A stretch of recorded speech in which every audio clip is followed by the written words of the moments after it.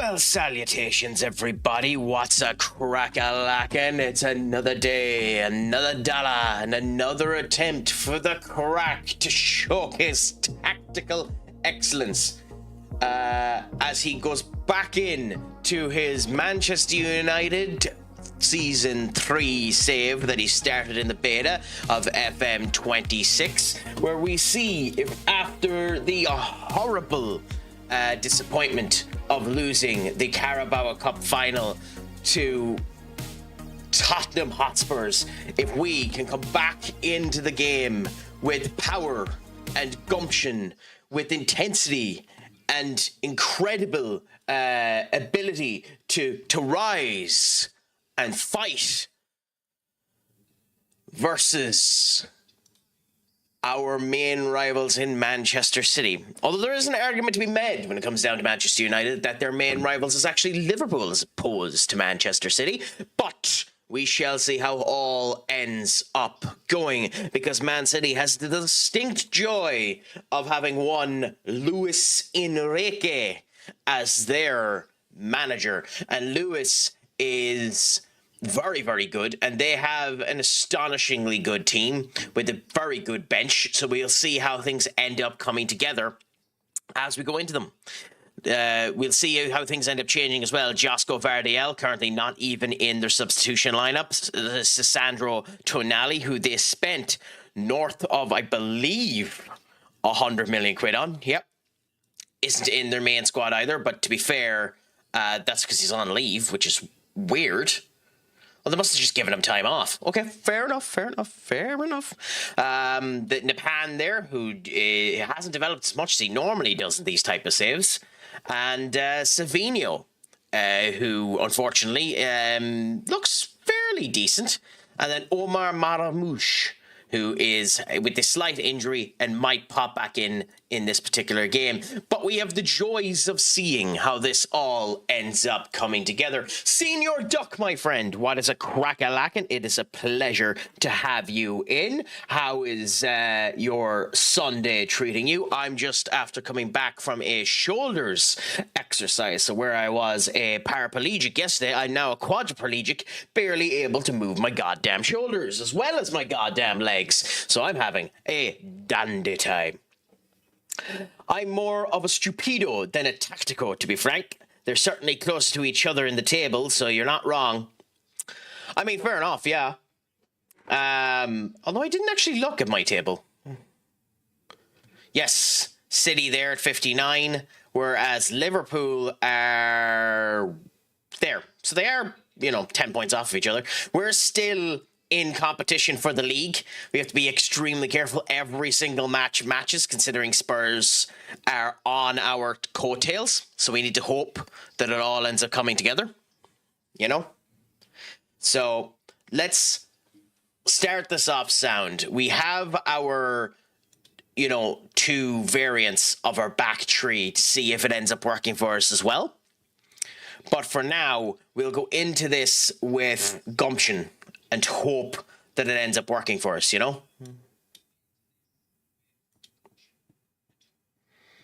Because we might need that bit of prayer and hope that everything ends up working correctly for us. Did your save, Senior Duck, end up loading for you after that, or is it still taking its time? Ooh, this is the team it thinks it's playing. Okay. I'm okay. Not been away, too long awake. I mean, I understand that as well, to be fair. I literally just went straight into the game, got the burning done and came back and seen that United ended up playing a rather interesting squad today. Benjamin Šeško benched again for Brian Mbeumo up front. Lenny Yoro into the main defensive sign-up position as well, which is nice to end up seeing. Mount and Mazraoui in the defensive or in the substitution quarters, so we have the chance of bringing them on, which is nice for the extra elements. So we'll see how that ends up going. X Dubs, thank you so much for the follow. You are incredibly welcomed. Feel free to continue to lurk should you want to. Feel free to chat. We're equal opportunity asshole here at CraicAttackCentral, so we don't bite any more with you than we do with anybody else. How is your Sunday treating you? Senior Benny, it is a pleasure to have you in. What's a crack-a-lackin'? Nothing wrong if I have an ornament that looks as glorious as Bene Kage. I am happy to have that ornament come into the chat, even if he was particularly abrasive yesterday. Why does this game do it? Trying to pick a fight with the crack, and unfortunately, you ended up having your 3-1 loss last night. Yes, Philadelphia didn't come back into that game. Atalanta ended up having the better of you. Did you think maybe at the end of that game, when you scored that goal on the 87th minute, that you had a chance of coming back into it when you were 3-0 down? Or was hope already gone from your hearts?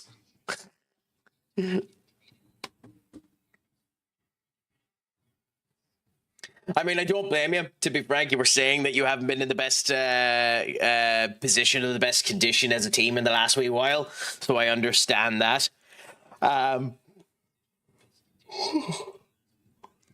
In terms of today, for me, as we all know, I'm a United fan. We're going up against Villa in about 40 minutes. We have only lost one game in our last 12.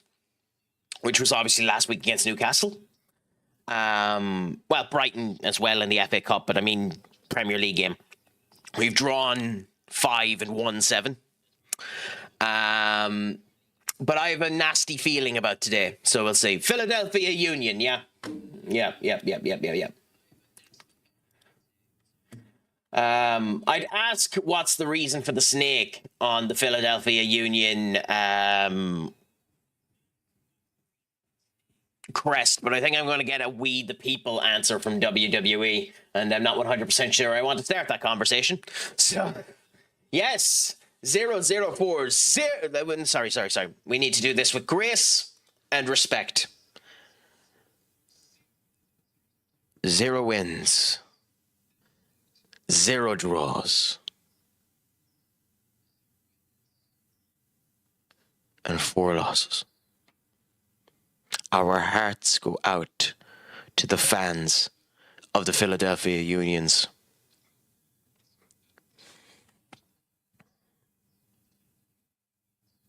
You are the Wolves of the MLS.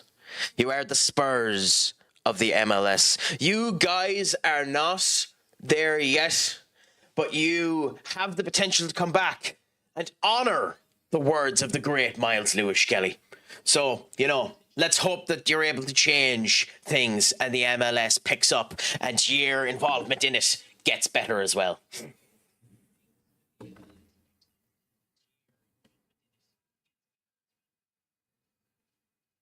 I'm confused. Why did you link a documentary on Join or Die?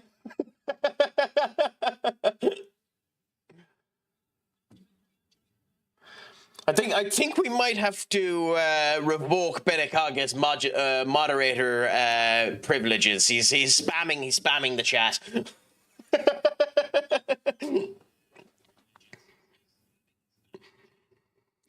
I'm obviously pulling the piss, but the last time we faced City, I believe we won against them. I actually don't know how to see our record. I don't know why they've made this as annoyingly awkward as they used to. You used to be able to see that record quite easily. But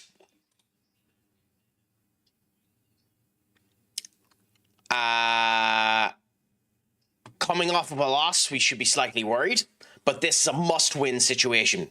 So let's see what ends up happening. It's actually the one with the comma, but for some reason, that breaks links in Twitch. I don't know. Hey, it's understandable.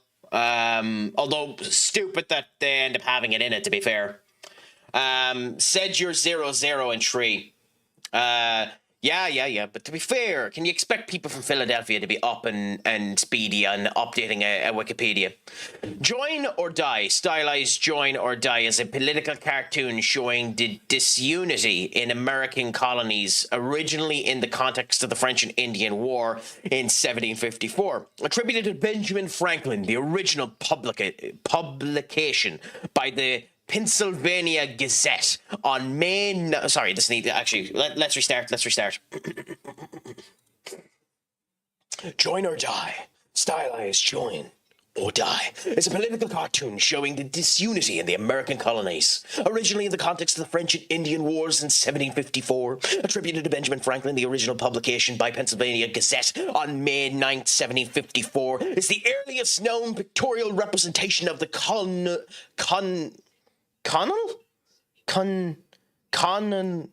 why am I getting that word wrong? Colonial Union. Colonial Union.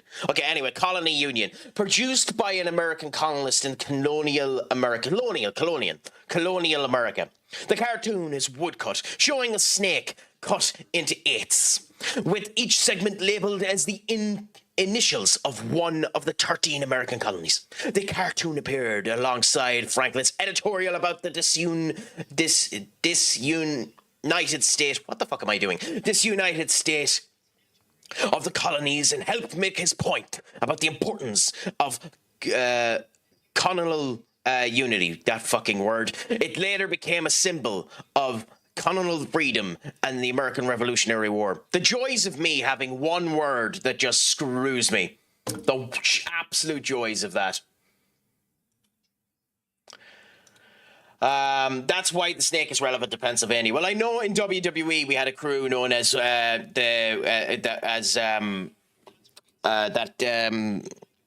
god, I can't actually remember what their tag team was called, but it was Cesaro and Jack Swagger, aka Jack Swagger, that had We the People. I think they were actually called We the People, but they ended up using that for a bit. Kitty, my friend, Kitty.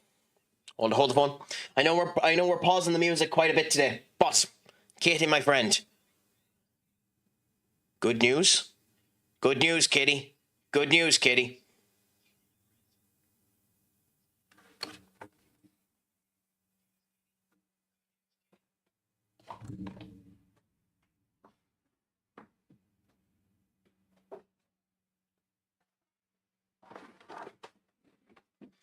I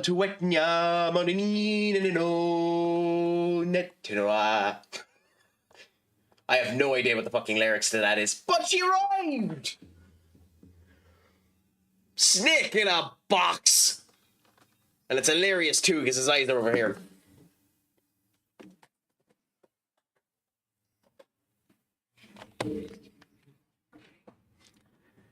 Annoyingly, the prick ended up getting caught on customs for 11 quid, so I'd spend 11 quid more on it. So it actually cost me 50 instead of 20. Yeah, no, I actually really like it. I think it looks really cool. I'm half tempted to actually take it out of the box. But at the same point in time, screw it. But yeah, the Bunko arrived. It looks really good. It has great feels to it. I like the idea that the eyes are actually on the other side of it too, that it isn't, the eyes aren't coming out of the front perspective of it. What are you apologising for customs for, Katie? That happens every now and again. Sometimes you can get crap through customs, sometimes you can't. I don't buy anything without understanding there's a chance of a €10 customs charge. I'm always okay for that. I'm just pulling the piss with you. So I'm 100% sound about it. It's still worth it to me because it's a nice little addition, and I have something there that's stream orientated. And of course, I still also have my little vision.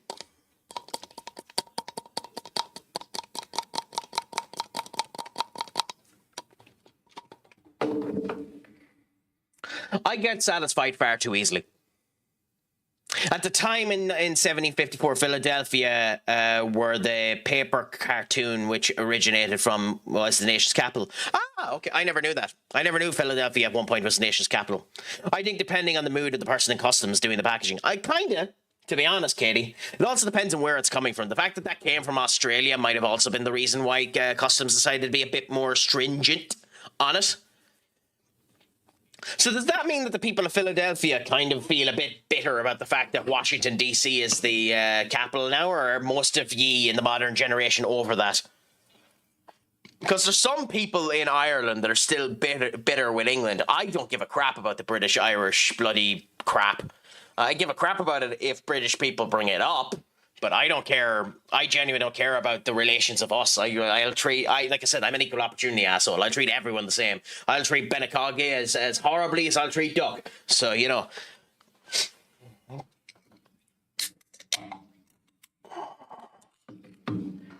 I think the way that it was described to me is I'm equally racist to everyone, which means I'm not racist at all.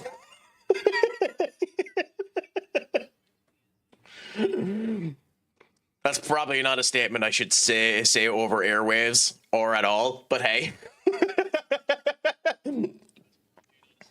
It was moved to Washington, D.C. after the city was originally designed and built to specifically to be a district containing the nation's capital. Fair enough. Because I know in Ireland there's a lot of people that think Cork should be that Cork is bigger than Dublin. Cork is the largest peninsula. Well, technically it's Donegal, but Cork is the largest peninsula in the entirety of the country. So, so it should end up being our capital. I don't have a fucking candle to put in that race. I couldn't give a crap. But yeah. I mean, I like it. I really like it, Katie. Genuinely, I really like it. I really, really like it. But it's that. It's the fact that the eyes are on this side of it more than the eyes being on that side of it that I really like. Because it literally does just look like a random box. So when you put it on a shelf, unless you actually read this bit here, you wouldn't actually know that it's Snake and you would think that it's just a goddamn box. So, like, I love that. I genuinely love that. That's such an amazing touch. No, I'm not. At some point, I have to play the Metal Gear games. As I am a person who went into game development and I've never played a Metal Gear game. Yes, sue me. Although I do own Phantom Pain, so I have a lot of crap I need to play at some point. So, you know, I still need to get back to fucking Kingdom Hearts. and Blasphemous. It's been bloody 3 months, but I need to get back to Blasphemous as well.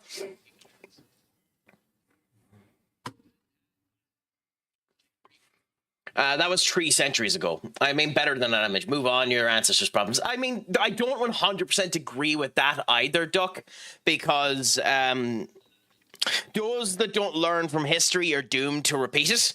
But I understand that you shouldn't, you know, let it cause frictions between, you know, conglomerates or nations or anything like that.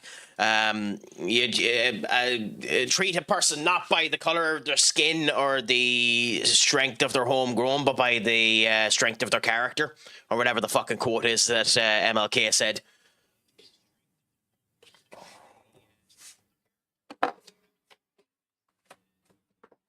I know he was specifically talking about race, but I know it, you know, it does cross over to the whole shebang. I never bought anything, but I did get him to spend money.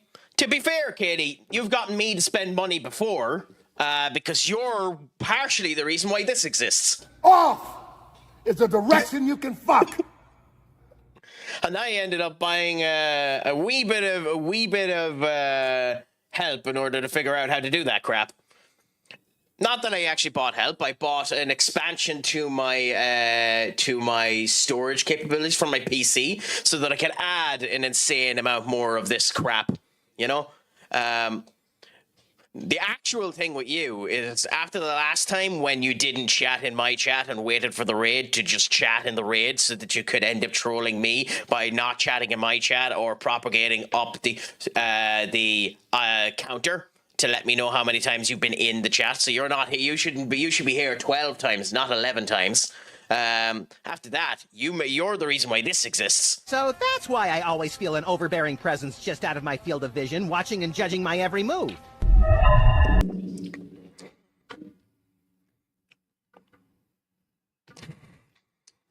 That probably could do with another 5 seconds, but the clip that I ended up robbing it from doesn't actually have the extra 5 seconds.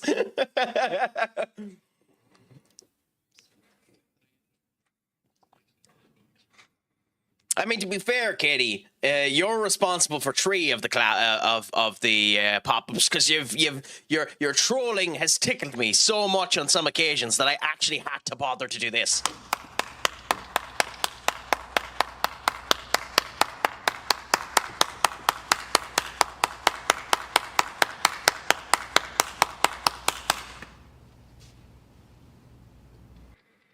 Well, if it makes you feel any better, Duck, you're the reason this exists.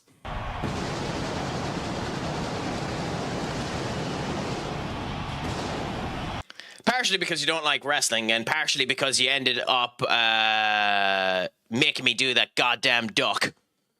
And of course, Benny is the to share the love and let everyone know, Benny is the reason why this one exists when he ended up giving a crap ton of gifted subs and started 3 hype trains when I wasn't here.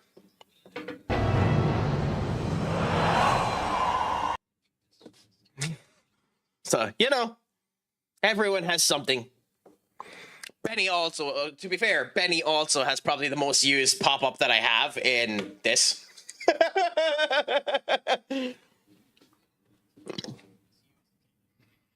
I genuinely think if myself and Benny ever actually meet, he's just going to knock me with a punch in the face for belittling his favorite Major League Soccer.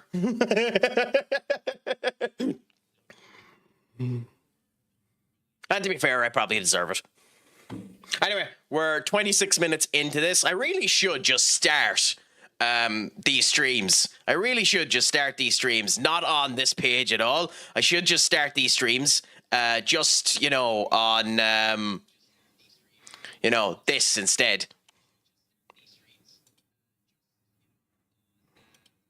Wait a minute, why? Weird. When did I do that? How did I screw up my just chatting screen?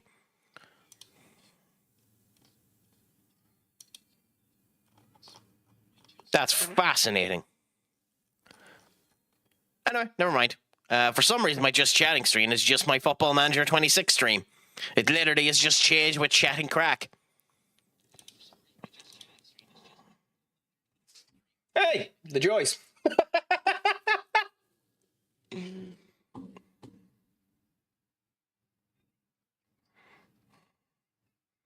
Although we did end up making this, you know. We did end up making this to scare the absolute crap out of you poor fools. Ha!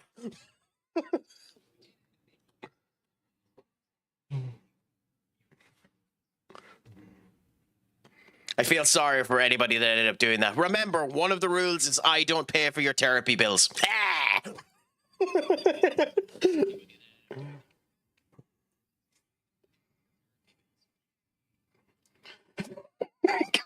I'm an asshole.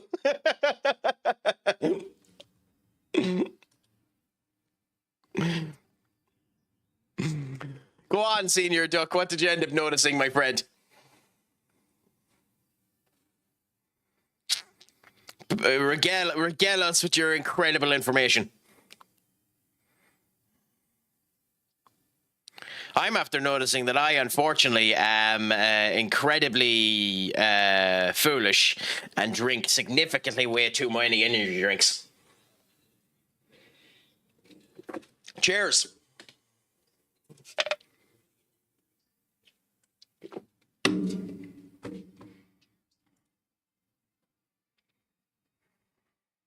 I think the backing sound of this and maybe Sandstorm are my favorite,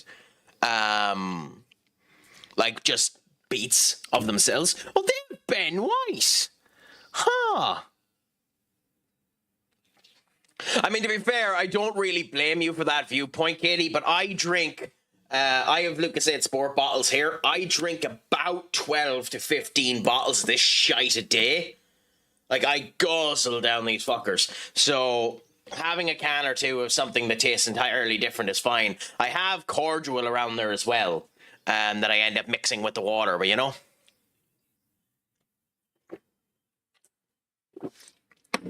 Every time I talk in a chat, I'm lead mod, my first message is always the sword for standard mod, and then every message afterwards gives me the gavel. Oh. Interesting. Oh yeah, Katie's has the gavel too. I've never actually noticed that it changes it from a sword to a gavel. What bloody song is that? I don't know if that picked up that song, Senior Duck. Let me check. It didn't. So I'm going to refund you that. It didn't pick up that song. Here, give me a second. I'm going to see if something's wrong with Songify.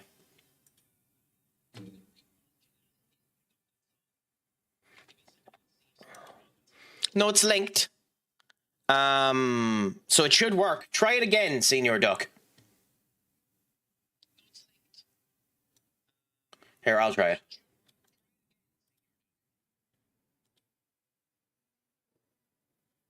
Oh, okay, here we go. Yeah, I'll add it. So you can get this one for free, because to be fair, that fits. And god damn it, my man. Old school FIFA. Old school FIFA. Does anyone remember which FIFA this was in? I think it was 08. I think it was 08. I loved the FIFA that this was in. The biggest problem with this song is when this song came out, I was very, very young. And when they go, what comes over the hill? Is it a monster? Is it a... And then they'd use my actual IRL name to turn around and say, is it a monster or is it a crack? We'll swap it. You know, instead of the second monster there, because people are arseholes and end up hitting on your own insecurities. Did I actually get 08? That's awesome.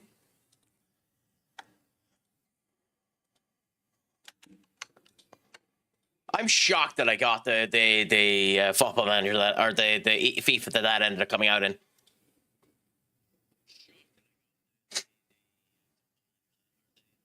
I mean, do another one if you want to, Senior Duck. It's there to be used. If I think there's a problem with the song, I'll just stop it.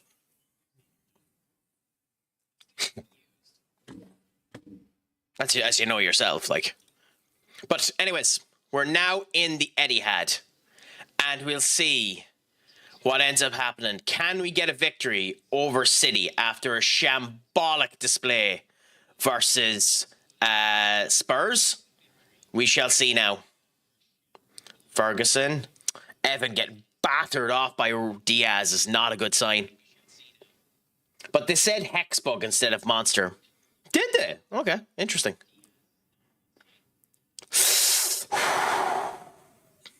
I do actually wonder if what made this company pick Monster as the name for it.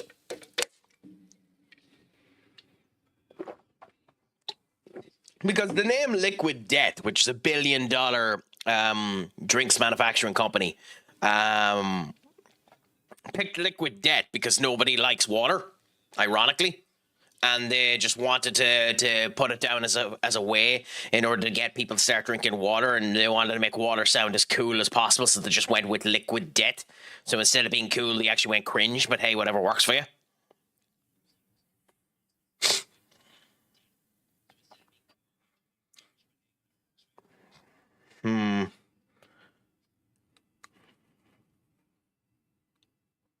We're not breaking through them enough. We're the better of the two teams, but we're not breaking through them enough.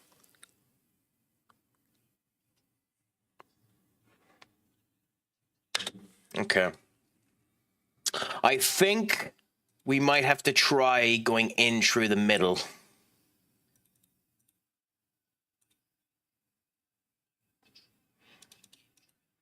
And see if that works.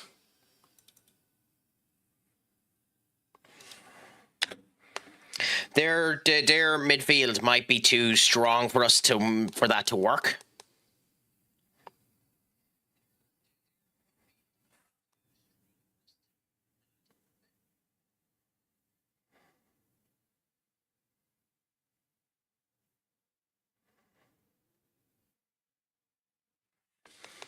We're still going out to the, like, interesting that the setup is more going out to the wing, even though we have changed to progress through the middle. I suppose supporting runs are through the flank. So if we set that to balanced and change that to true and true, the attacking width is narrow. In theory, they should go down the middle. For some reason, they're not doing it, but they should go down the middle.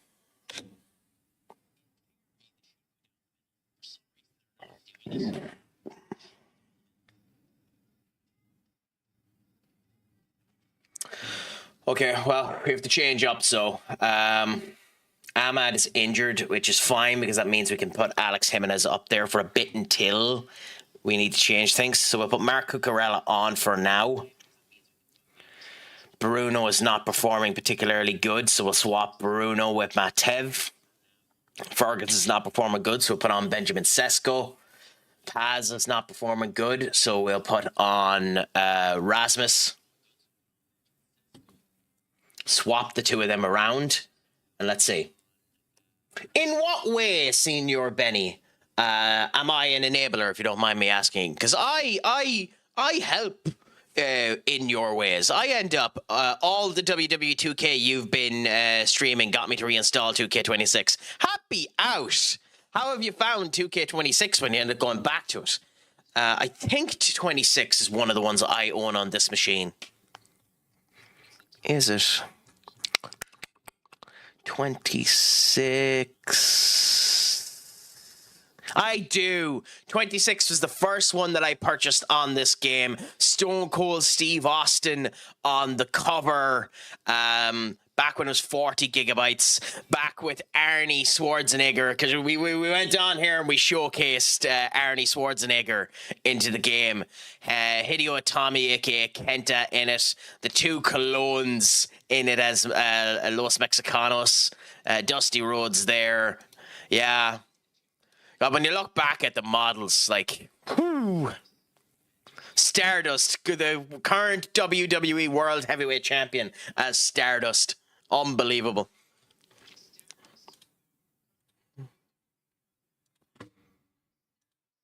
You kept saying 26. I'm going to make a tournament for it. Should be good.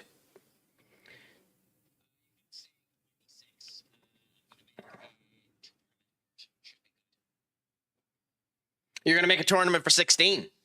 Oh, not too bad. Well, if you are, let me know about it. I might install it and end up joining you if the offer is sent out.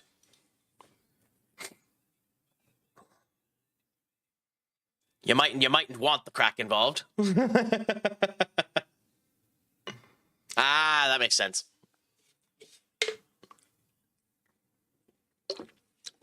They're destroying us so far in this game. They have the XG point of view, so let's hope we get a... Oh, not a good one. King and or Queen of the Ring style, but a long format. Fair enough.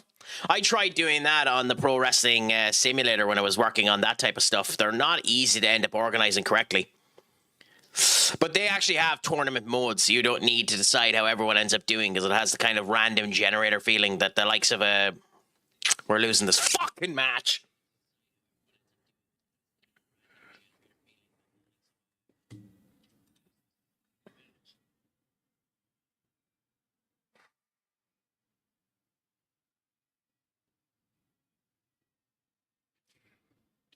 Jimenez to Euro to Matev. Let me show you what I mean with the director, the DOA one I meant. Not too bad, let me see it.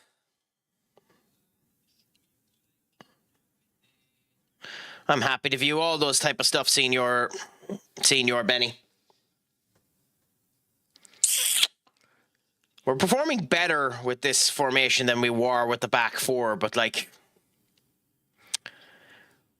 Oh, Saba! Saba! Oh, what a goal! Oh, what a bloody blunder by Donnarumma!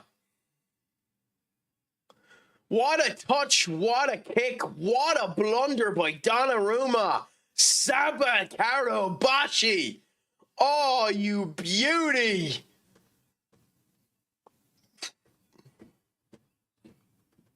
Oh, can we... Oh, no, thank God Haaland missed. I plan on resuming this one next week. It's a long... Oh!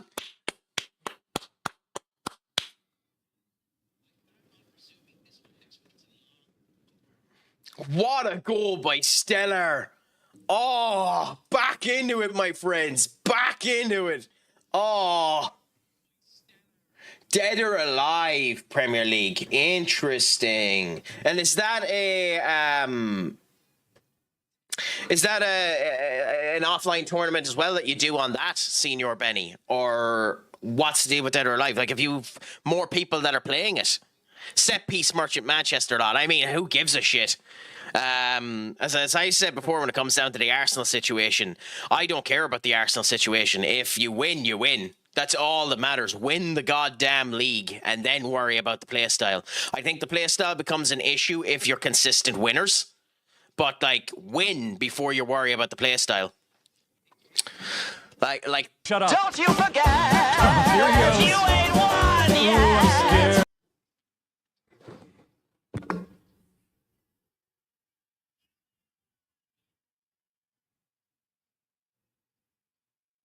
fuck off, Duck. Genuinely. Off is a direction you can fuck. I mean, I say that, but this game probably deserves to be a draw, if not even more. They have a 3 XG. Like, in terms of stats wise, they deserve to be dominating us.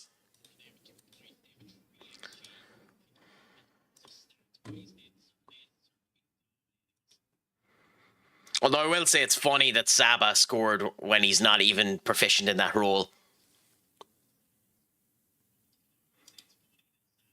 Shit, we don't really have a replacement for Rashford, do we? Or for Jimenez. Can Manu... Oh no, we've used all of them. Never mind. Which is more important to get rid of? Considering we have two 6.2s. We go out through the wing quite a bit. Jimenez is in a better condition than Rashford, so yeah. Never mind.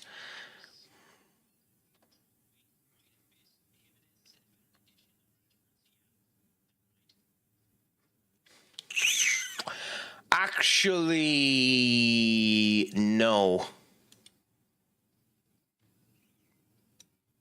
As much as I don't like Victor Rushk being there,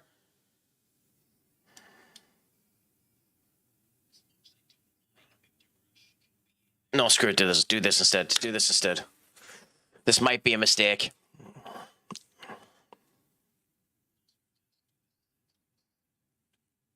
Thank you for the lurk, Senior Benny. Cherky. There. Cherky. Sesko. Rodri, Diaz, Guardiol, Marmouche, Foden. Oh, they're playing circles around us. Oh, that was some bloody play by them. That was incredible by them.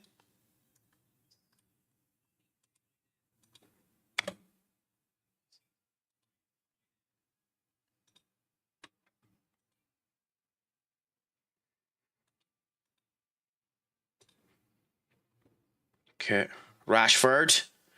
Oh, fuck me, Rashford. Seriously, my man. I know you're performing bad, but seriously, my man.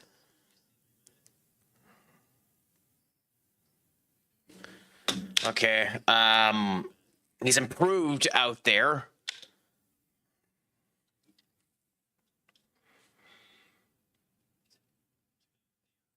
But he's not improved enough. We might need to move Victor Rushk on 90. A draw is not a good result in this match. We need to win this match. And then we lose it. And then we fucking lose it. And then we fucking lose it.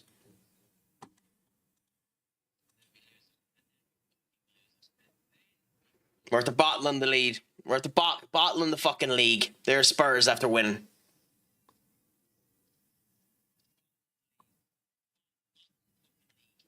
Ah, bottle after bottle after bottle after bottle. Useless bastards.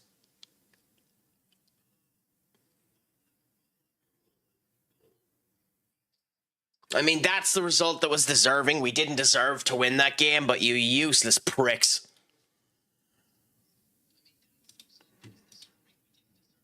Absolute bunch of bottling pricks. You put City up there. We have a game in hand on City, so we can end up coming down there. But Spurs now are 3 points ahead of us.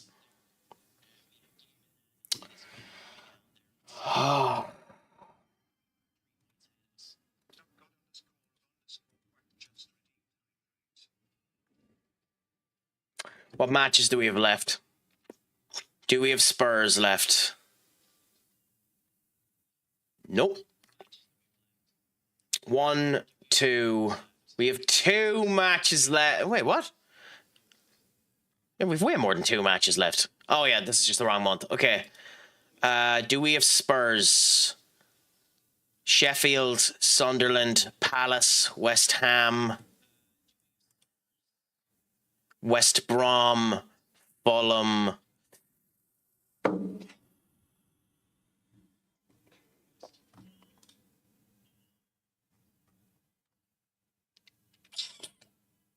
Crap.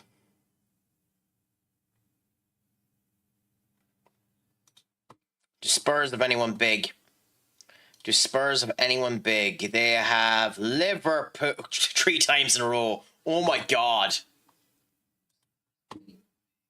Chelsea and Villa. So let's hope that Liverpool can wallop their arse at least in this one. In this one more than them two. I don't care about them qualifying in the Champions League. We'll wallop them if we need to. But make sure you beat them in one of these ones.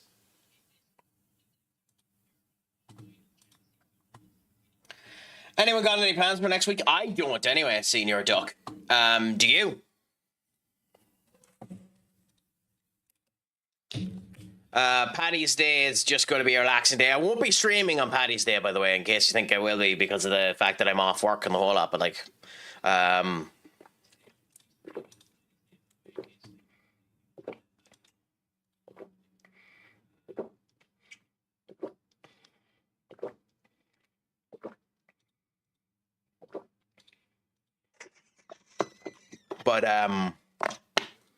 yeah, joys of that.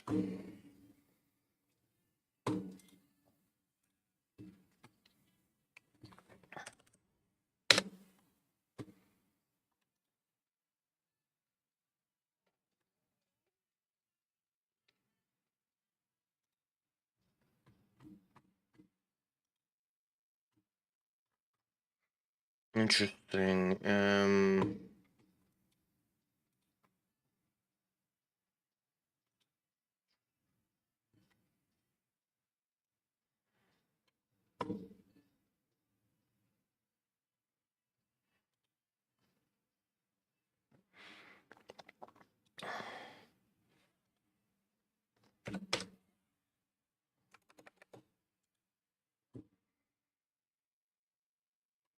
Okay, anyways, yeah,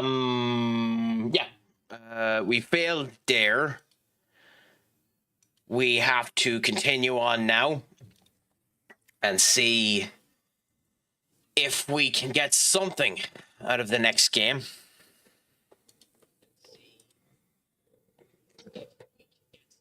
Jack Wilshere is the Everton manager. Interesting. 36 years of age. Is Wilshere currently a manager anywhere?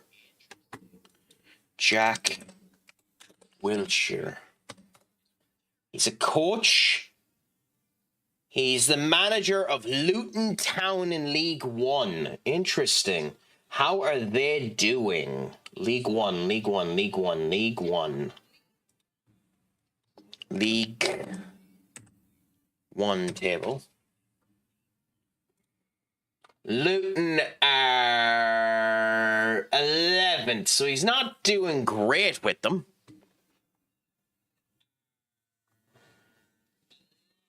Do they still have players in that squad from their Premier League days? I doubt they do, because surely they wouldn't be able to afford them. But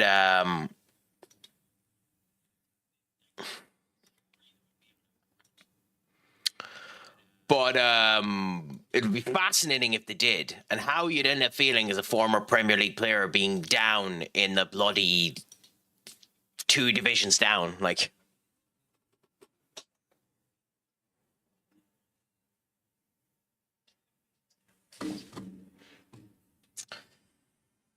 not good. So the United game should be starting now in a couple of minutes too, and we'll see what ends up happening there.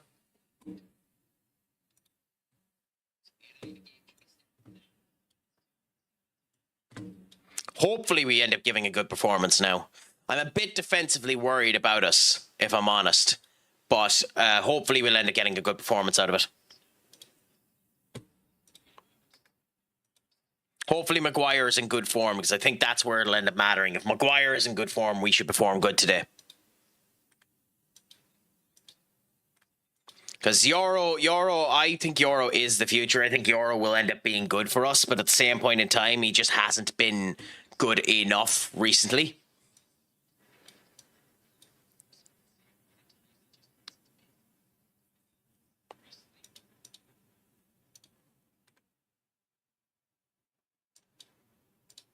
Okay. I'm not going near the team to do a team meeting, even though it probably is required, because they're a bit temperamental, if I'm honest. And even though this is Everton, we need to be careful. Their last manager, I think, was Ruben Amorim. How do I see history? Honors, manager history. Yes, he left the role. So who's Ruben with? Fair enough. So Ruben Amorim left United, went to Everton, and then went to Newcastle. Which, to be fair, that's not a bad way to do it. The sad tree mods and the streamer had to ban the bot. Hey, look, I didn't make e-mods. I didn't make e-mods to force you to do that type of stuff. It's just nice if you're able to, Katie. I made e-mods because you came in here. You've always been good crack. You help, and you said you were willing to help if you noticed it. And I like trying to give, something back to you insane fools that watch this.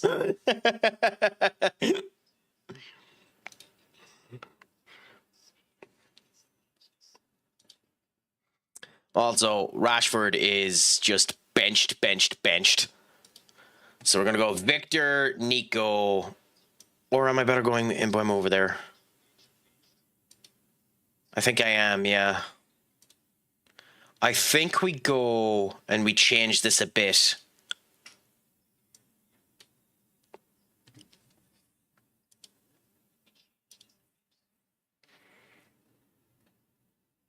I think we try this. Mbeumo isn't March sharp.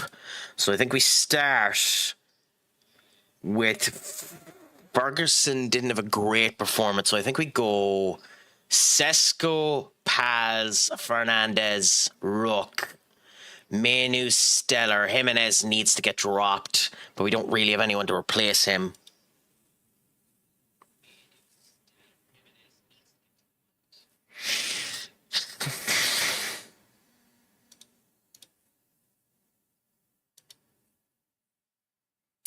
So you're just out, and then we go with Delict there, but swap Delict with Kumbwala. Kumbwala, Euro, Delict, and Karabashi. And Ilya's not back yet. We're quite light defensively, annoyingly. Karabashi, even though he scored in the last game, is a bit tired, so I think we actually go with Cucurella.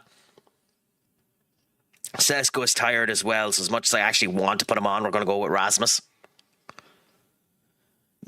Menu is great. We're giving him the chance. So this is the squad we're going to go with: Edison, Willie, Euro, Delict, Cucurella, Stellar, Menu, Paz, Bruno, Victor, and Hoyland. And let's see how things end up going. You know, I'm more cheerleader B than worker B. I just here to make loud noise. I mean, to be fair, Duck, you do a good job at both. You do a good job at both because you do give me topics to talk about, so that helps.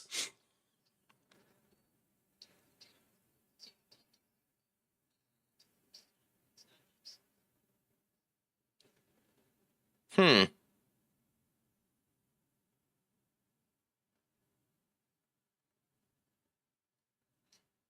something different about this lineup, and I can't figure it out. I'm looking at this United side. There's something different about the way that we're tactically put up, but I can't figure it out.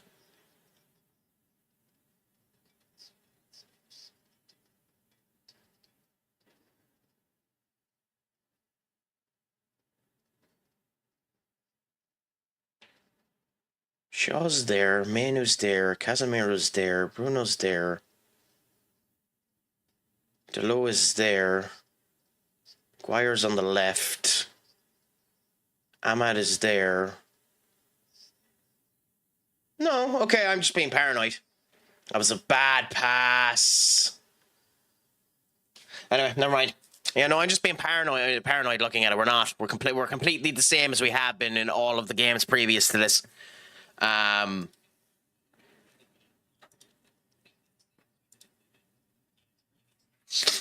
Cool. Also, one of the things I don't know if I have been doing, but I need to do, is in this format. Yeah, we need you to mark the position. And both of them are doing that.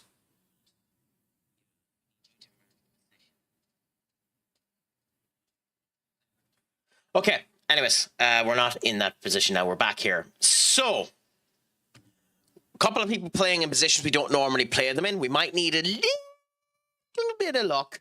So let's get into this and see how things end up going. Wow, that peaked the microphone bad. Ooh, okay, that's new.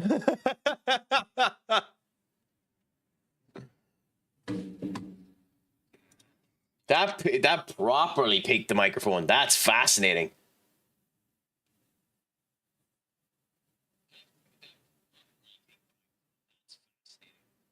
What? Yeah, okay, I was wondering.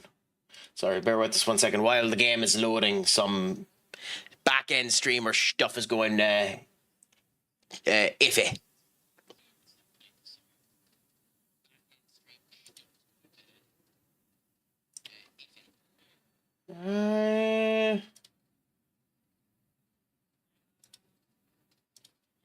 Okay, cool. Yeah, all's good there. No bother. Send her my love, Senior Duck. Not in the Wayne Rooney type of way, but send her my love.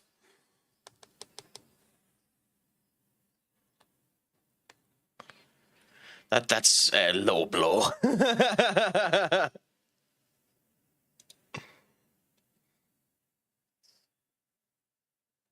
Okay, anyway, after two bad performances, this is the game where we need to come back. We need to come back with an absolute bloody monstrous amount of work on this one. So we'll see how things end up going. We're unbeaten in 6 games against them. I mean, that literally doesn't matter at all. Every game is a different game. You can't turn around and look at a continuous streak like that and think that that's enough to keep you going. Although, fascinating that Ruben came into this squad and has gone with a 4-4-2. I'm actually kind of surprised the game hasn't hard-coded him to be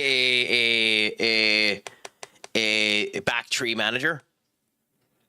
You know, I'm actually genuinely kind of shocked they haven't hard-coded that into his principles.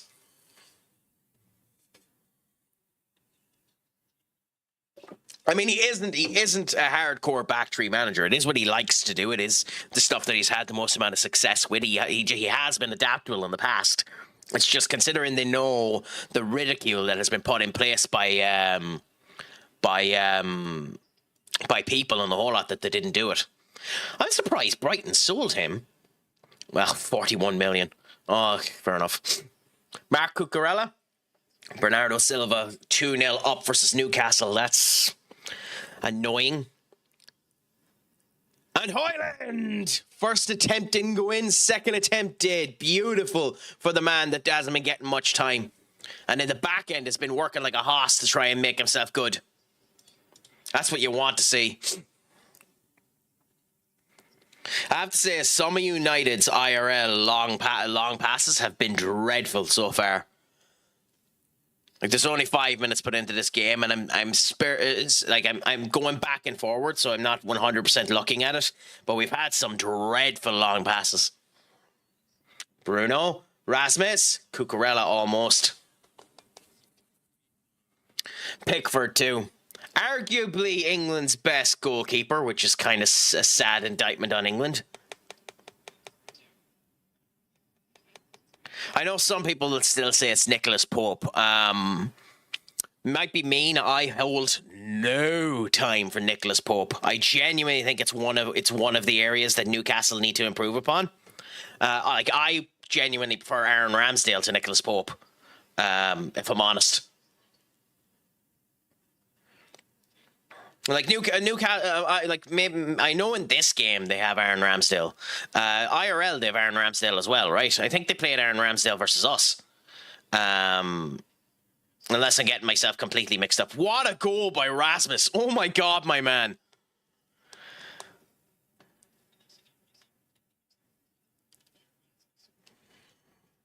That's beautiful. Genuinely, that's beautiful. That's just a power shot right there. But yeah, no, I know there's some people that turn around and say that Nicholas Pope has the potential to be England's best goalkeeper. I don't think so. I think Jordan Pickford is three, if not 4 times the player of Nicholas Pope, and I don't even rate Pickford. But then again, it's also not fair because I'm really hard on goalkeepers, and my United bias does come in because although I think he's shite, and I will openly admit he's shite, I don't think Onana's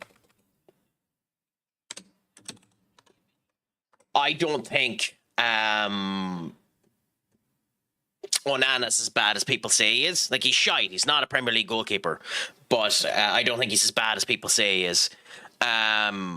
I do tend to be meaner on goalkeepers than I am on other ones. I don't like Nicholas Pope. I don't think Jordan Pickford is worthy of being the main goalkeeper for England, but I don't know who else they have to choose.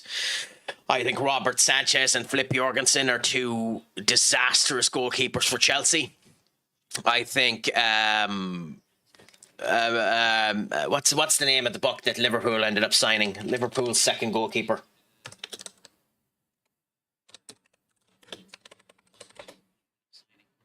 Georgi Mardashvili. I don't think he's good enough either. Now, to be fair, secondary goalkeepers, it doesn't matter as much.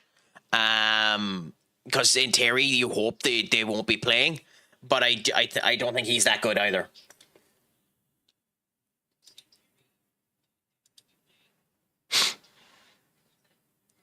Yes.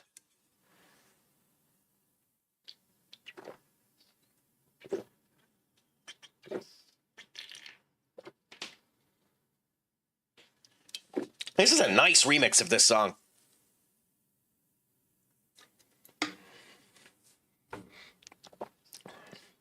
To be fair, it's a good song originally. One of Perry's better ones.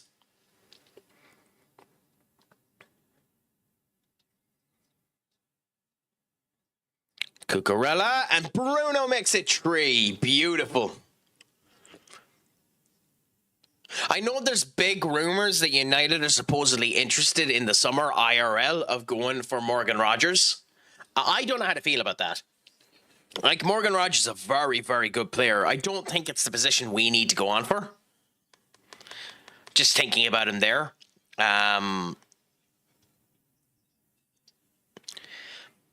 Of the Villa squad, I genuinely looking at the Villa squad, I don't know who we would add to the from the Villa squad to our particular team. You'd be looking at a midfielder, if anyone, because I don't think their defenders are particularly great. Like Ollie Watkins, of course you take him. Oh, Victor Lindelof on the bench there. Must be weird as a former United player to come back and be on the opposition bench. Especially him, who spent, 9 years at United? I think Victor spent 9 years at United. I think that's how long he was with us. Kind of bonkers when you think about it. Like, Maguire's definitely with us long enough that he would get an honorific match, you know? Paz, 5-0 up. Well, this is one way to end up coming back after disappointing performances in the last two. Okay, so let's make some changes. Stellar has a card, so we'll take Stellar off, even though he scored a goal. Willie is tired, so we will take Delict over there and put Gibson on, even though he's not really a defender, so we'll keep an eye on that. We'll bring Brian and Buemu on, but I kind of want to keep Victor there. Bruno has scored as well. Bruno doesn't need it as much, so we're going to move Victor into the middle and move in Buemu on there for Bruno. And we'll go with that for now. I know I should take Victor off. He's the worst performing player of that top four, but I want him to kind of get more out of this game. I think he needs it. So let's hope that he can get something off of a team that's firing on all cylinders at the moment. Also, by the way, we're 5-0 up in this game, and Nick Pope has had a 6.5, which means he's actually been doing okay in terms of some of the saves.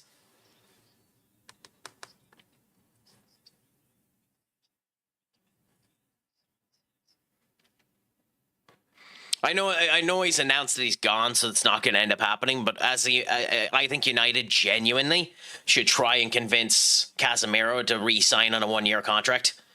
Do a 1-year contract extension, see if he can get his wage down at all. Because genuinely, I think he seems to still have it, in my opinion. And you need that leader quality in your squad as well as everything else, you know. Like you can't underestimate how important it is to have that leader quality in your squad. Someone that knows how to win and has the experience of doing it. Like, I'd argue that that's one of the reasons why Mason Mount could be important if we can get him fit. But that's a big if. Like, he's the only other Champions League winner we have in the squad.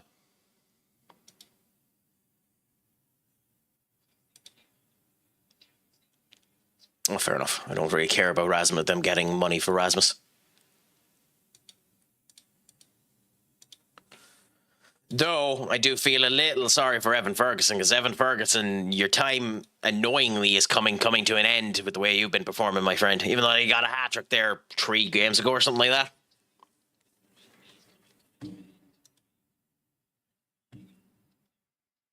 So we've been in control, IRL, of this game far more than Villa, but we're sloppy and we don't look intense. We look like we're just lazing about and doing simple passes.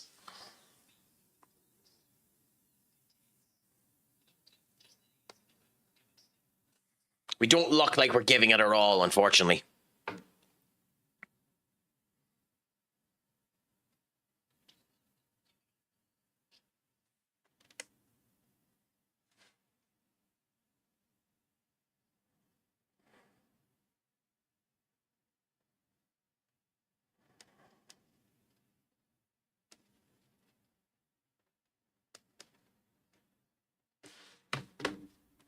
Okay.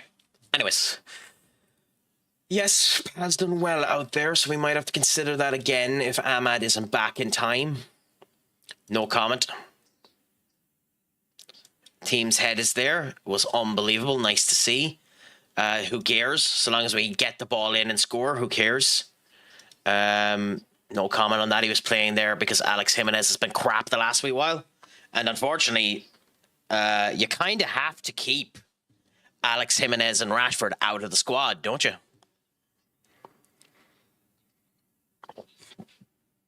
You kind of can't bring them back in yet.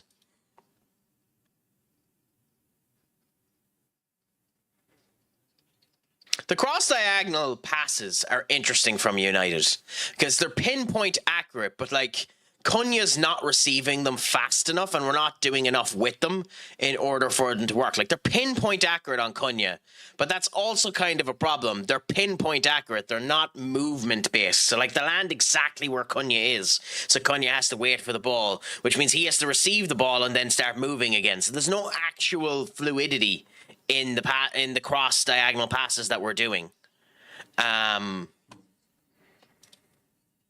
So they're actually a bit of a waste.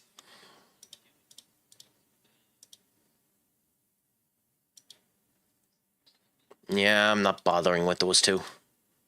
They don't seem worth it. I've already put in offers for these bucks.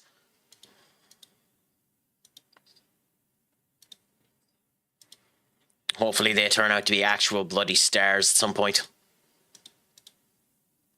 Although...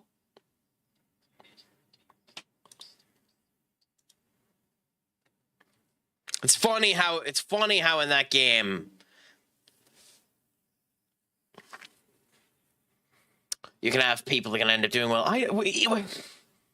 Look, his potential is really, really low, so there's no option of anything. But like when you have 2 green stats and you 2 stats over 15, I'd be tempted to sign him anyway, even though it's not going to go anywhere. Like it's a complete waste of finances to sign him. We'll scout him. Actually, there's genuinely no point in scouting him, is there? Yeah, screw it. Let him go. A moment of brilliance isn't enough to get you signed.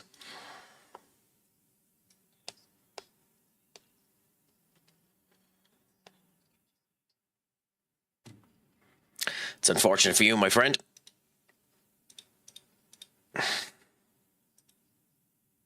Interesting. You're not good enough anymore for us to go for, so it's unfortunate for you.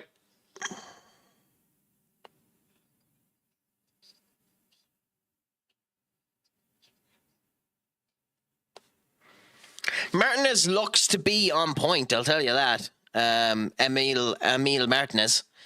This game to me screams draw, sadly.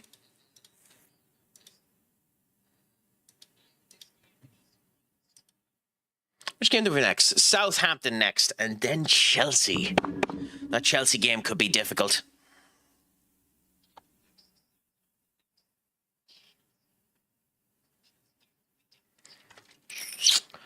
I don't look forward to that Chelsea game now. No bother, Senior Duck. How was your gran? Is she in good spirits, if you don't mind me asking? I hope so. I hope so. We're just waiting on the game to load through so that we can end up continuing on into our next game versus Southampton, where we hope that Spurs will capitulate. Spurs is the one we need to worry about. It'd be nice if City capitulate, but as things stand, if we win all of our Premier League games, we're ahead of City anyway. So we don't need to worry too much about City. It's Spurs that we need to worry about and hope that they just... capitulate, fall down, they dishonor themselves, dishonor them and their family.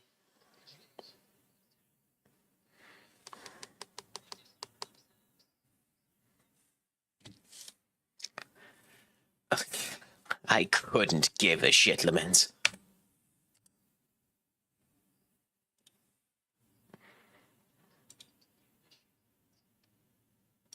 Genuinely couldn't give a shit. The reason why Edison's being gotten is because you weren't that good. Although we did win a Champions League with you, so, I can't complain too much. But you were a leaky sieve, and Edison has been better. Not by much, but he's been better. We still need to get a proper goalkeeper. We still need to go on the hunt and hope to find a proper goalkeeper. We have 2 youths that could develop into that, but they're not ready. There's no way Gibson and Karababashi are the 2 that are playing there. Not a chance. I don't know what the game is smoking, even recommending that.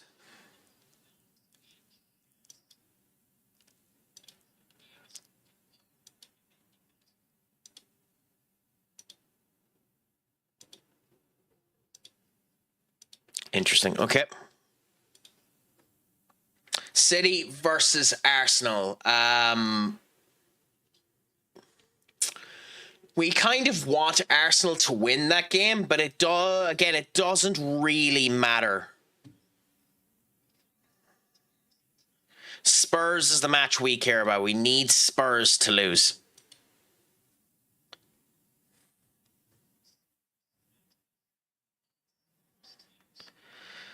We need to pray to whatever divine intervention ends up coming around and hoping that Spurs end up just losing one more match, at least. At least.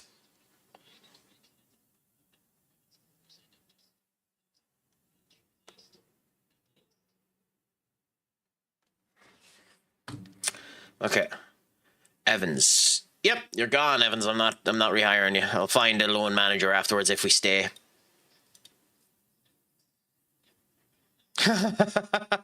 Oh, that's funny. Okay, so Euro, why is Euro dead?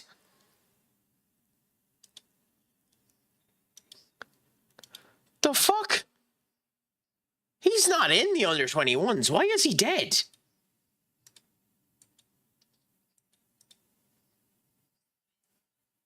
If he's been given time to perform for the under 21s, that's a mistake. Yeah, so why is he dead? Ooh, that's not good.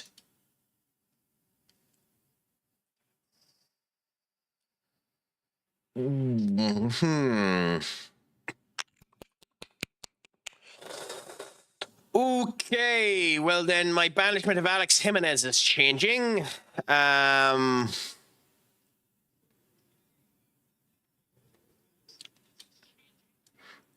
Jimenez back in there. Willie Kwambwala on for Euro. You destroyed my plans, Euro. If Jimenez has a bad performance, his ass is getting sold immediately in the summer. Like, unfortunately, we need to get rid of Rashford as well in the summer if we're staying with this save, and we don't even know if we are. We might actually start doing the from rags to riches save at some point, but we'll wait for that.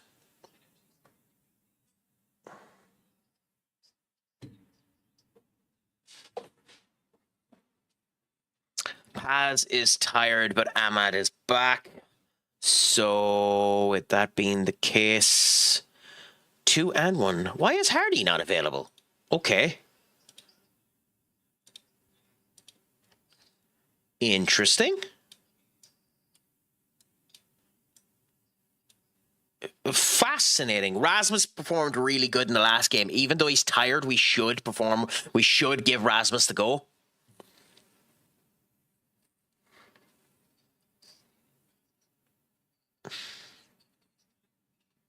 Victor is the wild card. Victor's the one I don't know what to do with. So I think we replace Victor with Mbeumo, unfortunately. Stellar and Manu done well with each other, but I'm going to give Stellar a bit of a break, and I'm going to put Matev on for Stellar. And we're going to go with this squad here and see how we do. Hopefully we come into this with firepower and gumption, and we get a good result out of it. So, the team. Edison, Alex Jimenez, Willie Kwambwala, Matthias de Ligt.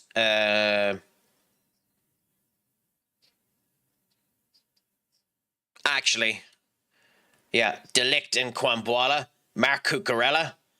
Well,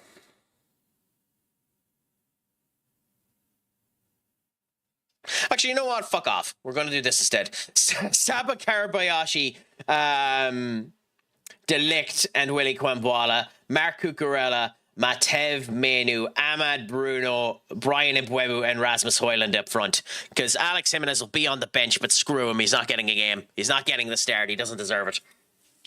So, let's hope we perform good. Let's hope that my arrogance doesn't lead to ultimate disappointment.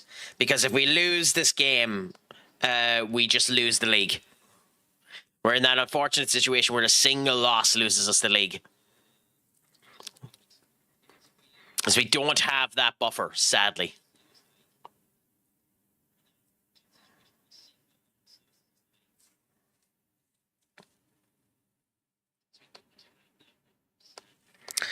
Okay, they have James McCarthy on. Shay Charles, one of my many nightmares. This man performs like God incarnate whenever he comes onto a pitch. So we'll see what ends up happening. He normally destroys me, rips me a new one whenever we play him. So let's hope that doesn't happen today with Charles. So, in we go now. United versus Southampton. Southampton in that piss ugly yellow jersey.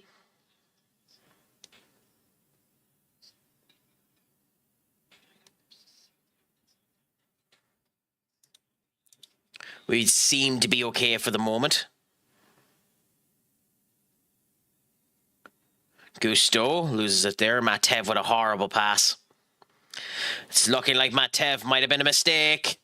Edison to Bruno. Bruno out to Ahmad. Ahmad back to Kaev. Bruno to Rasmus. Bruno to Ahmad. Matev. Off of the post.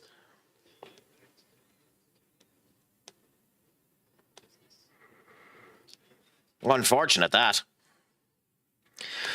The fact that we've had 4 shots and 0 on target is not concerning. It's bloody infuriating. Matev to Delict. Kwambwala to Mbeumo. Mbeumo to Menu. Menu to Ahmad. Ahmad to Matev. Matev to Ahmad. Rasmus. Matev. Saba. Matev. Menu. Ahmad! What a goal by Ahmad Diallo. Picture perfect chef's kiss of a goal.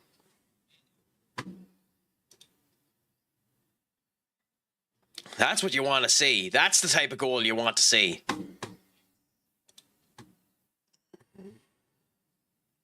That's the type of goal that shivers your timbers a bit.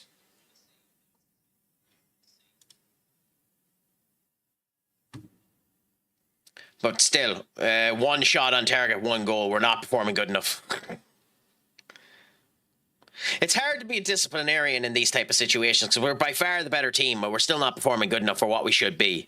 And as is always the case. Shut up. Don't you forget, you ain't won yet.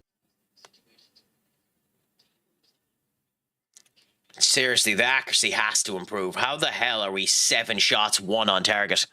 Ahmad to Matev. Mbeumo to Menu. Mbeumo! Way off. Okay. So let's change this to play for that. Then floated crosses. And that's it for now.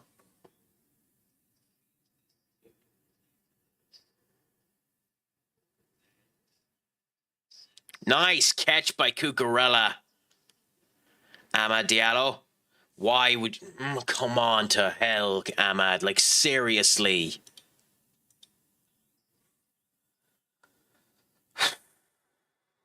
That's the type of shot you should get fined for. Like, do long shots if you want to, but if they're off by that much, like, you know.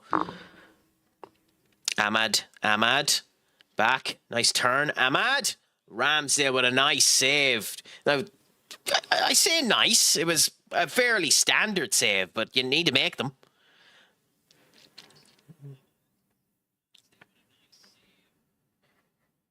It doesn't matter how standard it is. You still need to make sure that the ball doesn't go into the back of the net. I'm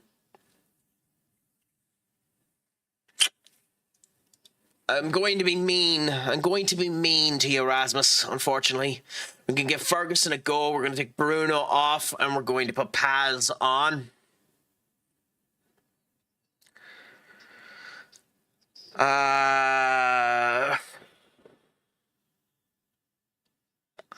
We're also going to be mean here. We're going to take Menu off, put Angelo Stellar on, move Stellar with Matev. Matev has been okay, but he hasn't been great. So we need more connective tissue from the passing work. And like Matev has been there, but he hasn't been connecting the passes as well as we probably would want. 15 shots, 6 on target. Mark Cucurella. to Paz to Mbuemu. I don't know what that was. Oh, okay, free kick, nice. Paz now, I actually probably would have preferred Angelo Stellar take it, but hey, bounces off the crossbar.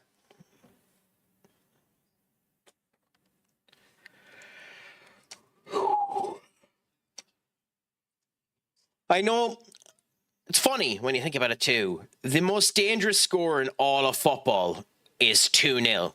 1-0, you're still on your heels, defensively aware and the whole lot. So although as much as I would always prefer to see 2-0 than 1-0, they consider 2-0 a more dangerous score than 1-0 because you lose your edge. And if the other team scores, they'll get that edge. And like a knife will go through butter when it's hot.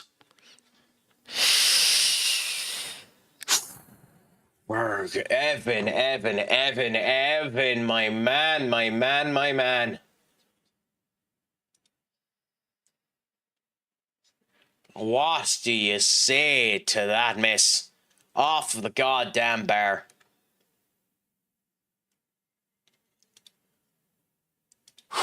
That miss hurts. And Mbuemu and Ahmad with another tap in. Beautiful. I mean, that's what you want to end up happening. But again, as I was saying there, 2-0, the most dangerous score in all of football, so we have to be careful about that as well.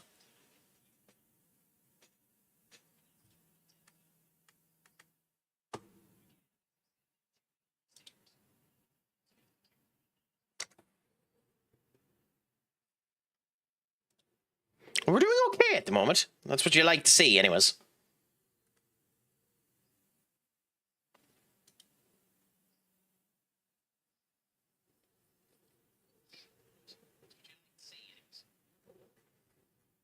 Stellar to Paz. Karabashi. Up we go. Back down. Stellar. Paz. Ahmad got his hat-trick. Oh, beautiful for Ahmad Diallo. That's beautiful play. That's the type of stuff you want to see.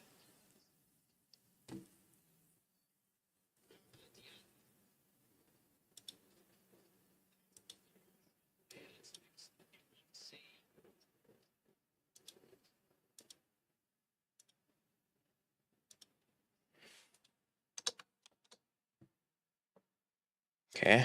Oh, don't. That's unfortunate. Genuinely, that's unfortunate.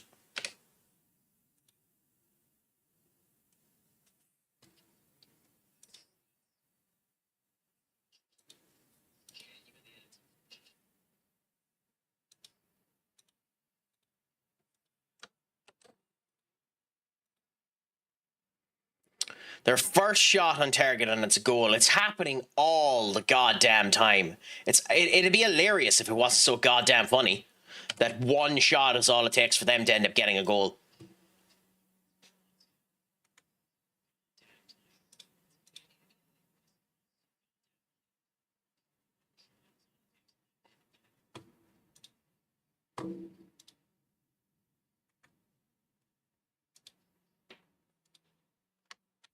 Cucurella now performing okay. Karabashi.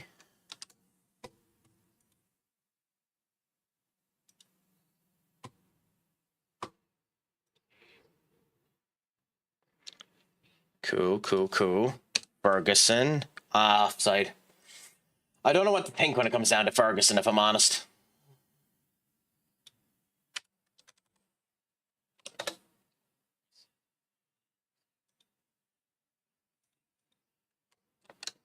Like, he's good, but, like, after coming on to give a 6.6 is not good enough. Especially when we've been attacking. Like, he's probably the worst of my strikers at the moment. As sad as that is, he probably is the worst of my strikers.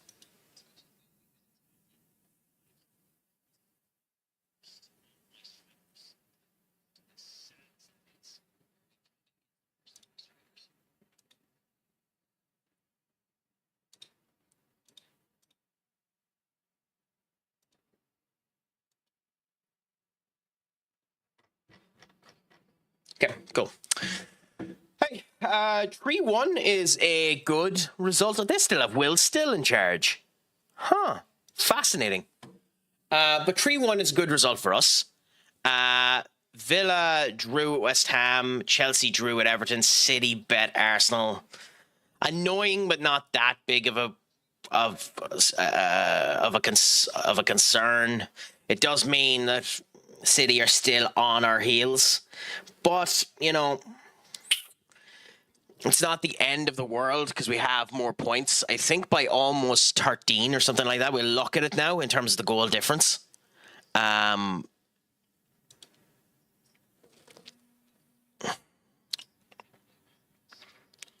So, like, game in hand. Oh, so if we continue to win, we're one game ahead of them as well. So that's interesting.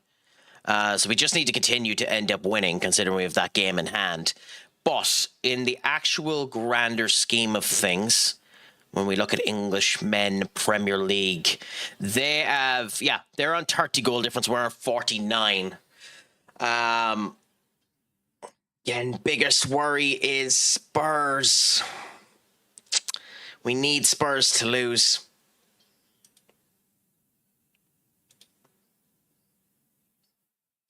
And they don't have a fucking match. Because of course they don't. Why would they? Spurs and Liverpool is the next match. We need Liverpool to get a win out of that game.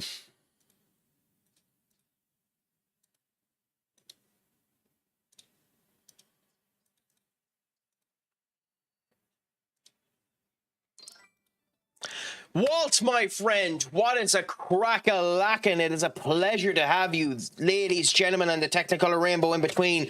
Please give Senior Walt a follow and a look into a fantastic streamer, the Ginger Wonder himself, a gente scholar, and, you know, interesting to boot, which you can't say about everyone that's a gent.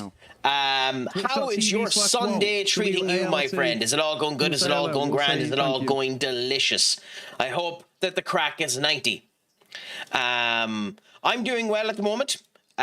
Enjoying a bit of Football Manager whilst watching Manchester United IRL playing okay versus Aston Villa, but not looking like we have that final cutthroat edge.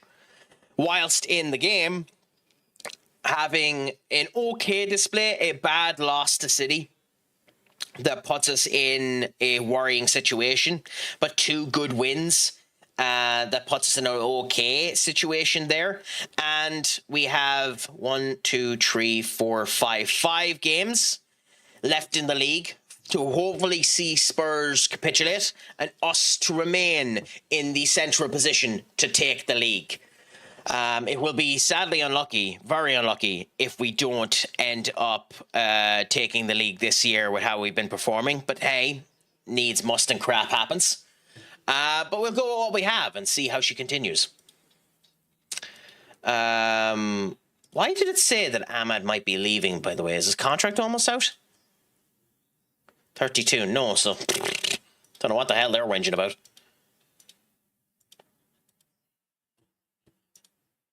Danny Rowe, huh? We'll look at our loans. There's nothing we can do with our loans, unfortunately, but we'll have a quick gawk at how our loans are doing. I do wish we could bring this page up, like, big, and end up looking at it. Okay, so, down at our bottoms, we've no information for Laments because he literally hasn't played a goddamn game, which is hilarious. We don't care about Fletcher. We don't care about McCoy. Christoph could be interesting. How has Christoph not played any games?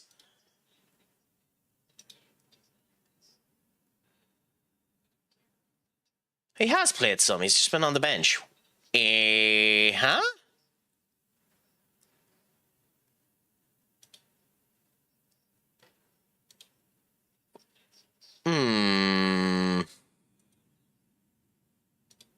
Oh, it's Howe. It's Howe with Ipswich. Fair enough.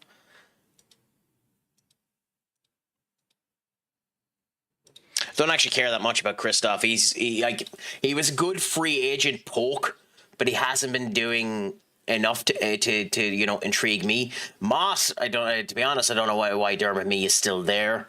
Ricardo Reese, Ricardo Matias could be interesting. We sent him back to Brazil. I think they're in Brazil. No, West Europe, Spain.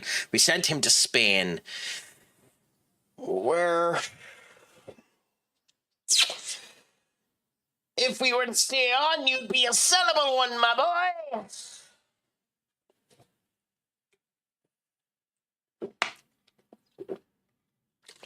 27 appearances and 1 goal is not good enough.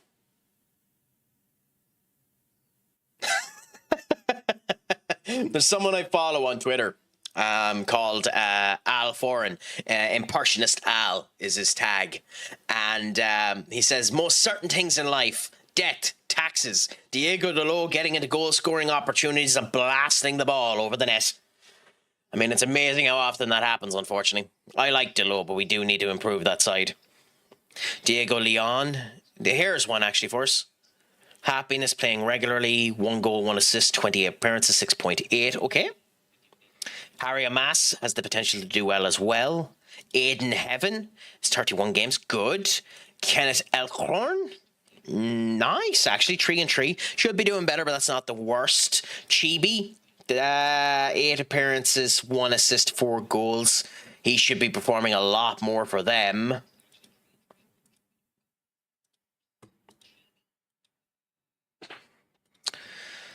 Fair enough. I am half tempted, honestly, when the game screws you like that and doesn't use the loanee, to use the in-game editor and terminate the loan. Genuinely. Because it's bull crap that it doesn't do it. But he's improving, so we'll leave him there for now. Goddu has been doing well. Has he improved at all? Good. Good. He should be good first when he comes back, so hopefully. Is he ready to get into our team? Maybe not. Christoph Kops, the USA man, another one. Is he doing better than Goddu? Really? Ooh. That adds an interesting spice to the broth. That's fascinating.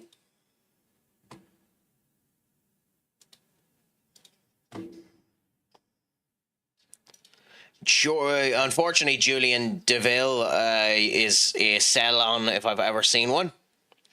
He just hasn't been good enough. He hasn't improved enough. He's a sell-on if I've ever seen one. And then Shea Al-Wade, our Balerian, is improving nicely for a 19-year-old. He does need an improvement from Stoke. We do need to send him to maybe someone in the first division of the Spanish league, something a bit more than that. We'll end up having to see, but he does need something.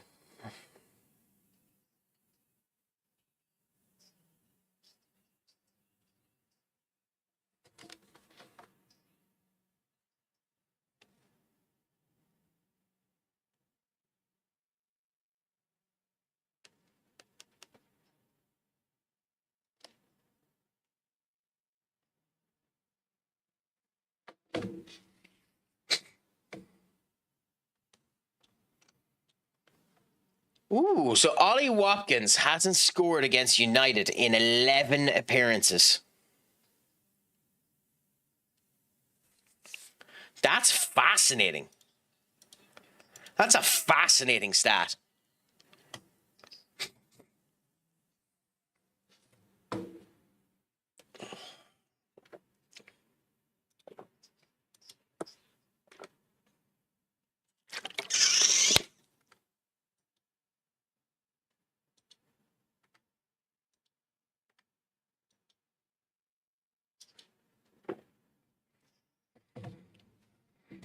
Yeah, this is going to go to halftime at 0-0, and I have the distinct feeling, based on what I've been saying, that it's going to remain that way.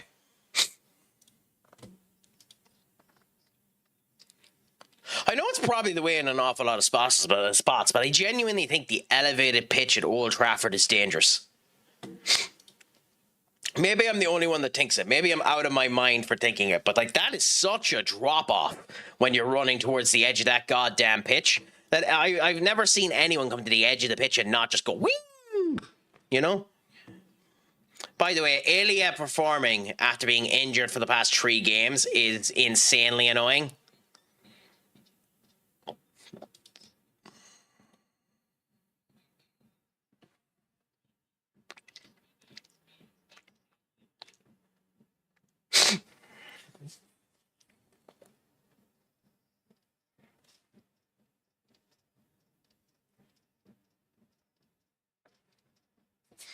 Yeah, interesting. Lots of stuff to look at. Willie has finally gotten his French start. Nice. That's awesome. Willie's been performing good for us. It's what we want to see. I'm shocked Francesco got a start for Italy. We're at the point now where Francesco might actually need to start getting game time over Ferguson because Ferguson just hasn't been performing good enough. So we have to consider that.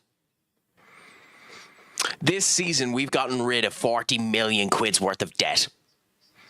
So although we're in the red, we're 270 million in the red, we're getting rid of our debt, which I don't know if that's good. I don't know if that's good. I am slightly concerned that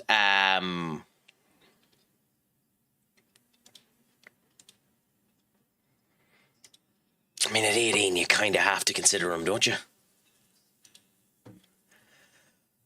I am slightly concerned that we're heading towards financial insolvency. But the game says that I'm okay, so I'll believe the game for now. Finances has always been something in Football Manager that has confused the bollock off of me. I've never been able to understand how the finances in this game work.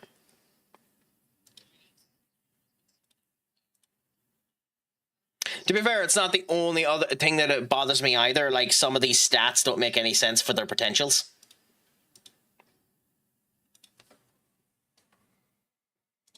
Andreas at 22. Okay, my man. I mean, you're not worth 85 million quid, but wow.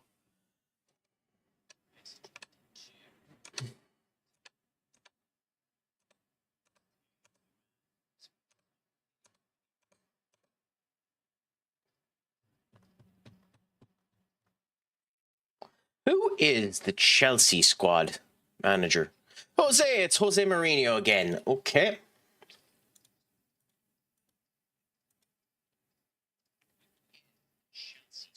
It would be awesome to get Nuno. It would be awesome to get Nuno. There's not a single chance in hell we could afford it. Even though I have 187 million quid of transfer.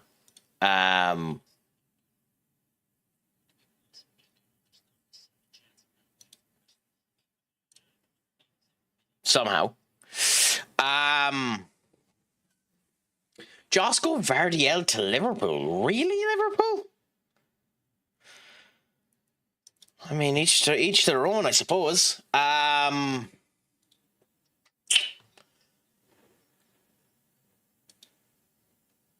Kimmich is coming up at his contract too next year. We might try it if it works out.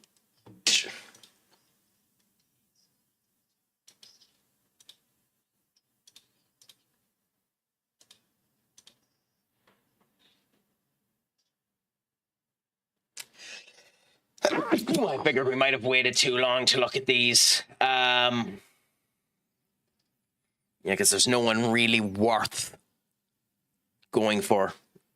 Marquinhos would probably be the only one, and we don't really need him.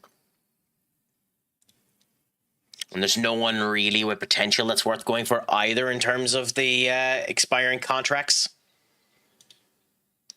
Now, the position we need more than anything else is goalkeeper. We need Lucas Chevalier is the best goalkeeper in the world, because of course he bloody is. He'd be better than Edison, but not by much. Genuinely, there's no good goalkeepers.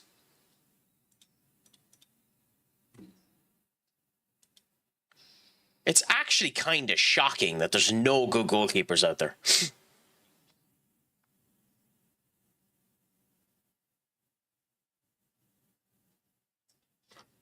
We need to hope that one of Quentin and Hardley actually end up getting into good nick, because we need them to bloody pump up.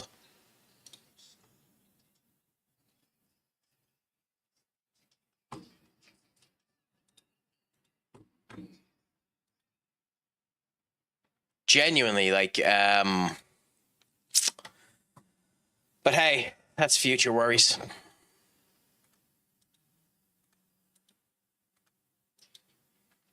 So maybe someone will pop out of the ether that might be somewhat good, but not at the moment. Wow, Dominic Calvert-Lewin failed to put Leeds in the lead against Palace. Ooh, that's bad for Dominic Calvert-Lewin. That's very, very bad. Wow. Leeds are a man down in the whole lot. Goodmanson ended up getting a red card there for a second yellow, but Dominic Calvert-Lewin missing a penalty. Wow. And Nottingham Forest versus Fulham. A draw in that game is not a good result for Nottingham Forest. Nottingham Forest need to win this game. And they're not performing great at the moment, based on the stats there. Although based on the stats, the United Villa game is equal, and I don't think that's the case either.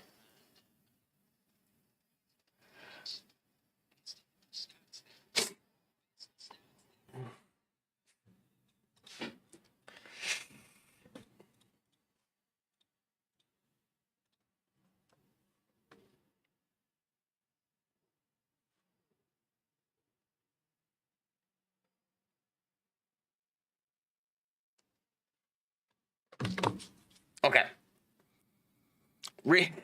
Reece James injured, huh? That's surprising. I hope Ilya's back for this FA Cup game versus Chelsea. I suppose there's the question to be asked of which do you go stronger for, the FA Cup quarter-final or Barcelona's first leg versus us? Probably Barcelona, since it is at home and that's your advantage to get a bit of a step ahead.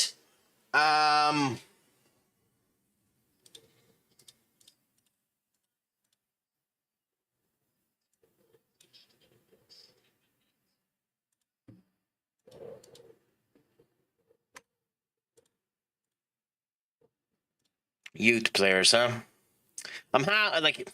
I genuinely don't know if it's worth scouting any of these books, because you do have to scout all of them, but you do also have to go into them each manually because you can't click all of them here in order to scout them. Like you can go right click and just click scout, but I don't think it's actually worth it, so I'm not going to bother. If I miss a starlet by deciding not to check that, then I miss a starlet, sadly. I'm going to let myself miss a starlet.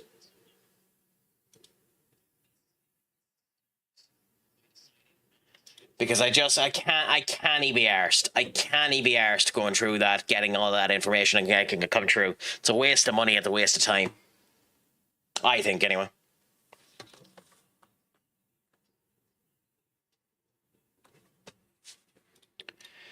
And Chelsea, yeah, well, doesn't surprise me that Alex Jimenez is the choice, or that really want Rashford back in. I should probably bring Rashford back in. I'll probably put him on the bench.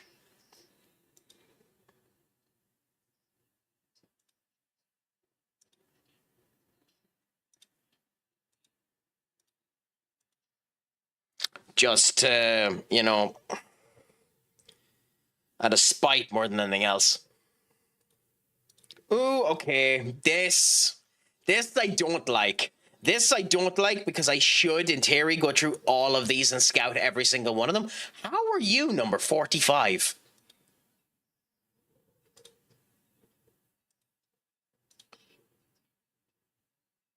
So Nathan the Cat has 1, makes sense. He's been performing awesome. Saba has 2, makes sense. He's been performing awesome.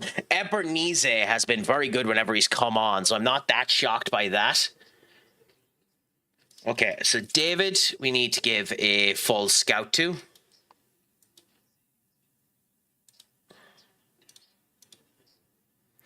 Matthias Albert, we have been scouting. He looks interesting. 29 million quid at 18 years of age. He might be worth going for the signing. We haven't decided yet. Norbert Ugalda, never checked him, so let's scout you. Although that price tag already puts him out of the equation for us. ATM, which is in Brazil. So we have a Brazilian here who could be an interesting poke for us if we can get him. Then Eze, Karen Dogne, who wouldn't be my cup of tea now, if I'm honest. I'm far more strict and mean on the 19-year-olds. Now, Murillo, we've been looking at for a bit, but that is the problem. At one point, we almost signed him, but, you know, what can you do?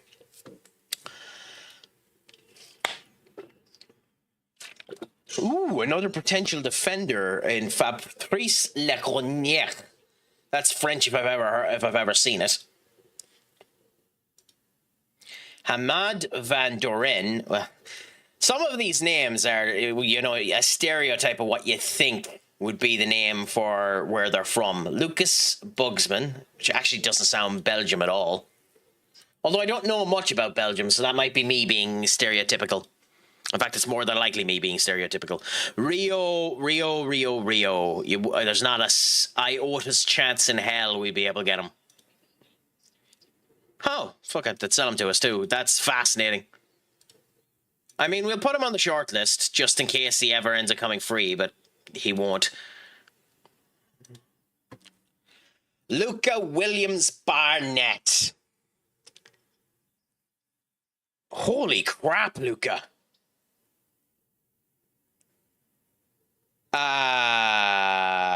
What?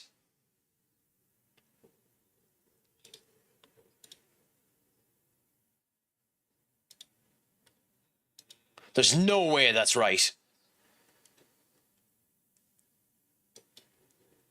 I was thinking there's no way 20 million was right for him. That seemed way too good for 20 million.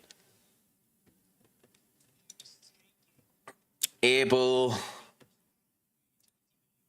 Scout. Christoph is Auerbach. Dan's Batez, who is a Barca boy, which means he costs an arm and a leg to get out, but we'll have a gawk. Andreas. I'd get Andreas just for that hair, if I'm honest.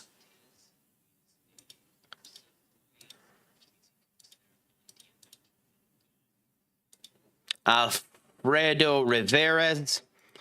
Let's scout and do that. Kevin Bravo, Atletico Madrid, scout again. So Atletico Madrid have two big guns there, potentially. A striker and a defender.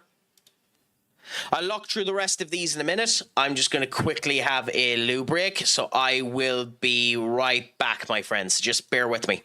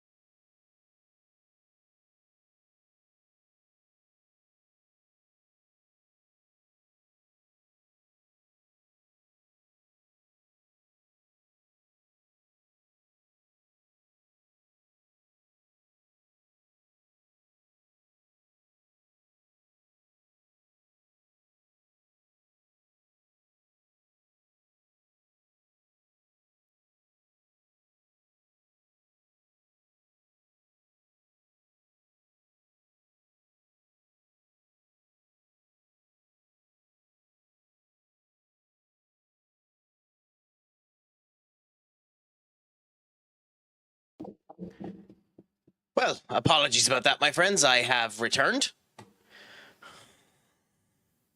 What's a crack-a-lackin'? Pleasure to be back at it. Pleasure to be at the gun. Pleasure to continue to look at the XG's top 50 of potential snipes that we will end up trying to go for. Because when a game ends up giving you liquid gold, you might as well mine it. Even if it does take an unusually long amount of time, and most of the results are shy. But, you know, you might as well gawk. I do love how often the Brazilian League ends up bringing monsters to the fray. I will say, annoyingly, when it comes down to the Brazilian League, although they have nice release clauses and the whole lot, I have had a lot of trouble developing players from the Brazilian League, much to my chagrin. They don't develop great. Normally, Victor Rushk, who's one of the players in our particular squad there, who isn't a non-factor youth that just randomly popped up and is the brilliance you expect to see. But normally he ends up popping up a lot more than how he is in this particular save. But like Rasmus Højlund has started to do so, hopefully if we just target him a bit more in his training, he'll end up improving. So I'm going to look at him directly after this and see whether or not we can get any maximum improvements out of him.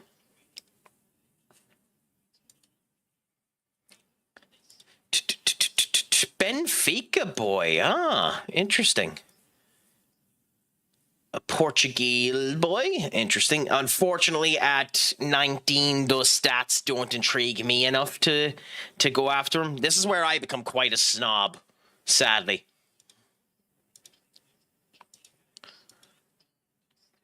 Ali Pragda, another one we'll end up checking. A Turkey boy. Okay. I'd love, there's a couple of nationalities in terms of football that I love getting to come true on a save. Like if I can at all possible, I love having one Irish player on the squad that's very, very good. For me, in this particular case, it's Evan Ferguson. It's ironically the reason why I've been keeping on with the save as long as I have to.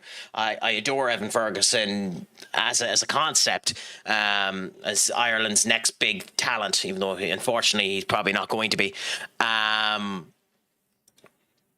So I like that to be the case. The other nationality I really like to see come true is Japanese, because Japan has such a rich culture of history when it comes down to football, and they haven't had great development in football in the last wee while. Not through their lack of trying, because they're putting a lot more funding into actual football itself, but it's just one of those ones where I like to see it. And there's been very few breakthroughs in Korea when it comes down to football as well. So every now and again, if I spot a good Korean player, I'll end up bringing over him. It's kind of the reason why at Real Madrid, we took the player that's at PSG. I cannot for the life of me remember his name, but we had one of those players from PSG in our squad. That's where he currently is. Kim something, and he was there, and although he wasn't particularly good, I liked giving him a go and hoping that he would end up improving, just to give the showcase and the attempt and the hope that he'd end up improving. But then again, in that FM24 save, I got blessed that Jason O'Connor ended up spawning.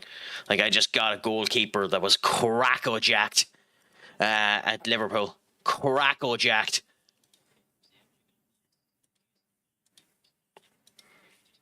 Jason O'Connor is by far the best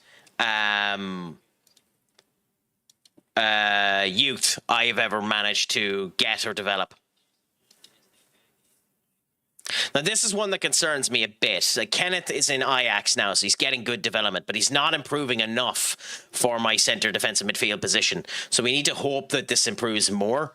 But we'll end up playing him next season anyway if Nathan the Cat doesn't just blow him out of the water, which he has been doing. Hopefully that injury doesn't affect Nathan too badly. Saba as well will hopefully improve on both of these points here, but he is left side, so we need to hope that that continues to end up happening.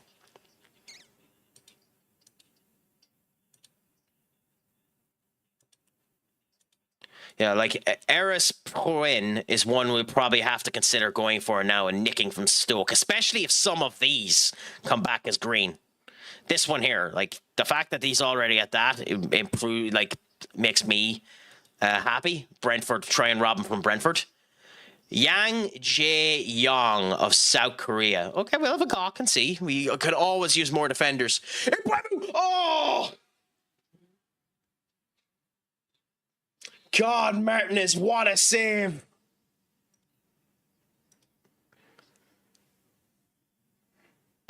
Oh, what a save. Bruno with a brilliant pass to Mbeumo. Mbeumo with a brilliant shot and just extremely powerful hands by Martinez. Unbelievable. But it's a corner now. So...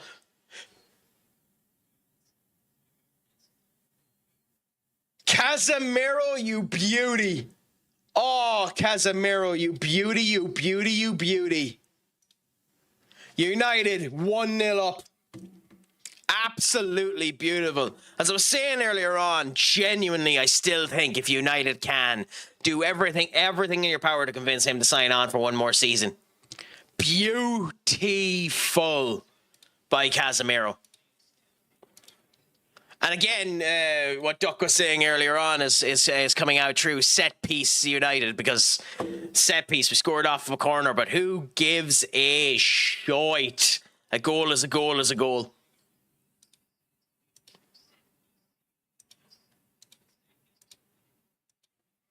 Absolutely beautiful. Absolutely beautiful.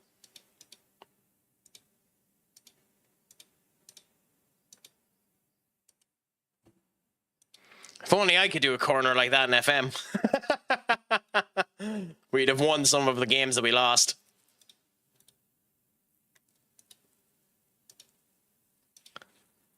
But genuinely beautiful to see. 1-0 up for United now.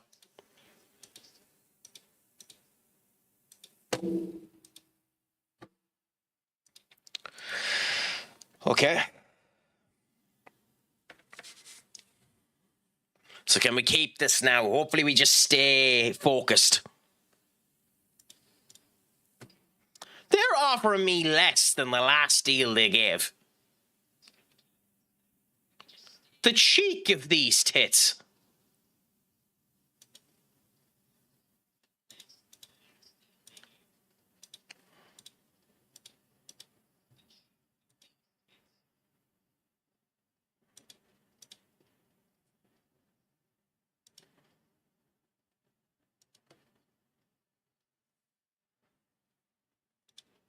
There you go. You can give me that, or you can look for a new manager. Fair enough. Like, can you see what the salaries of other managers are, by the way? That's actually something I've never done before. So, like, Pep is at Arsenal now. Pep Guardiola. Can we see what his salary is? Yeah, like, look at his salary. Like, look at his salary. Like, if he's on that... And, like, I'm giving phenomenal performances as well. United are being bonkersly cheap.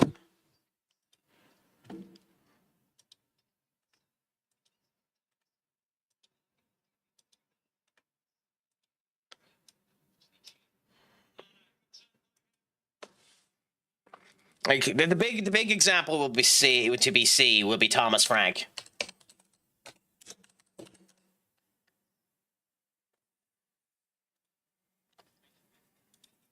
Spurs. I mean, true, but they've been offering me that for a while, so who knows? Maybe we'll continue on this save, leaving leaving United and continuing on. It's like Thomas Frank is on 115. They were offering me less than Frank, so we'll see.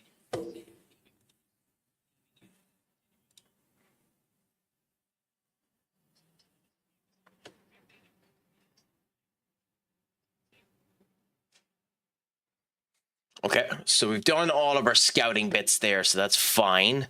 I don't know what's going on with the game at the moment, that for some reason it's tracking weird.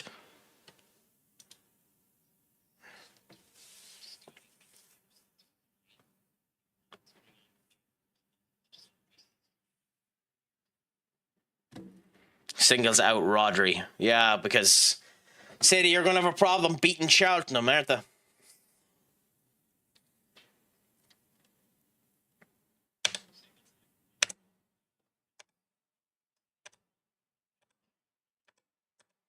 God, I love EDM. God, I love EDM. Genuinely love EDM so much. I want to go to a good EDM festival or a good EDM nightclub. I don't know any in Ireland that are like a good proper EDM nightclub, but I don't want to do it on my own either. I'd love to end up getting with a crew and doing that. But it's something I'd love to do at some point in time, is going to a good EDM bloody festival where everything is, you know, out and about and, you know, grand and, you know, all of that stuff. That'd be a future goal. Anyways, we have Chelsea now. I am going to do something stupid. Risky and stupid.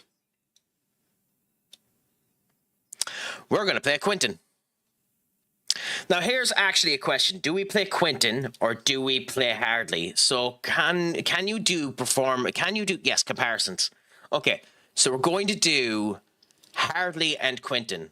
Hardley is blue. Quinton is green. He's better at shot stop. Oh, we just go with Hardley. Eccentricity is the only thing that he's better at. We go with Hardley for now.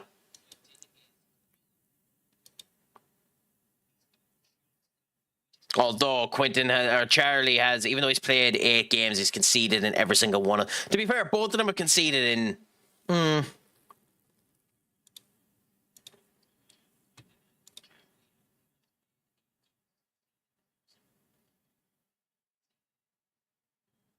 Okay, pick a number between 1 and 6 in the dice roller that I end up having in the Discord. I'm going to roll a d6.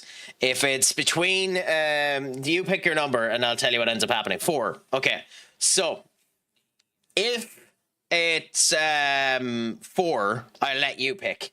If it's above, 5, if it's 5 or 6, it's Charlie. If it's 1, 2, or 3, it's Quinton. So I'm going to roll a d6. 1 d6.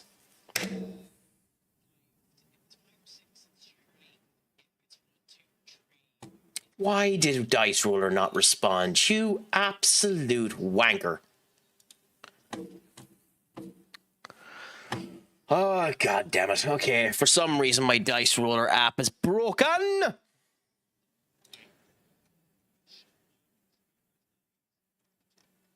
Let's see if we can fix it, and if it doesn't fix, then that's fine. We'll be grand. Roll a dice. 1 d6. You rolling now? No, the application didn't respond.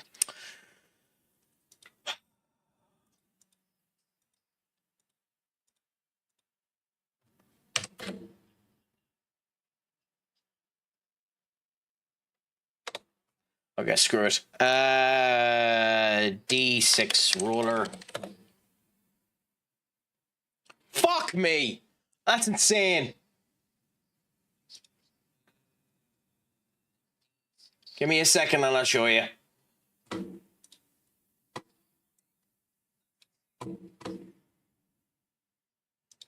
That's actually kind of bonkers. Actually kind of bonkers. For those of you that know how typically rules end up working in the world, you'll know exactly what's ended up happening. And Duck has probably already guessed what has ended up happening, but at the same point in time.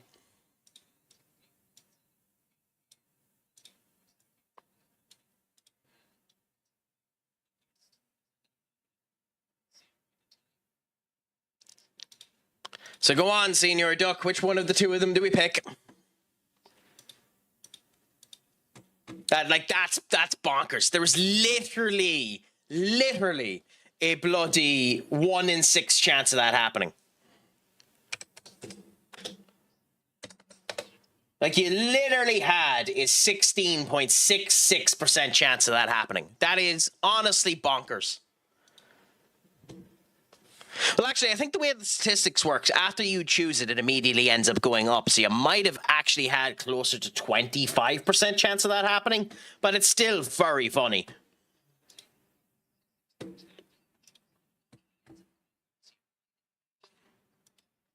No, you don't just have the luck, Senior Duck. You also have the power! And we're not going too weak here, so we're actually going to keep this lineup here with the slight change that Jimenez's ass is being sent back to the Shadow Realm. And we're going to go with Lenny Yoro. We're going to go with Willie Kwambwala up there. We're going to go with Saba on the bench. So we're going to go Willie, Yoro, Zimbrani, Cucurella, Angelo Stellar, Menu. Angelo Stellar, Bruno. No, actually, we're not. Bruno in the middle. We're going to take Ahmad. Oh, shit. How are you fit? Okay, fine. Brian Mbwemu on the left. We're going to bring you Victor Rushk on the left, Brian Mbwemu on the right, Bruno in the middle, and Rasmus Hoyland up front. We go with Ahmad and Nico Paz there on the bench in order to come on should we need them. We are going to go with Rasmus up front because he's performed okay. Evan Ferguson's probably not touching the goddamn pitch because Benjamin Sesko will come on instead. Actually, never mind. Benjamin Sesko on instead.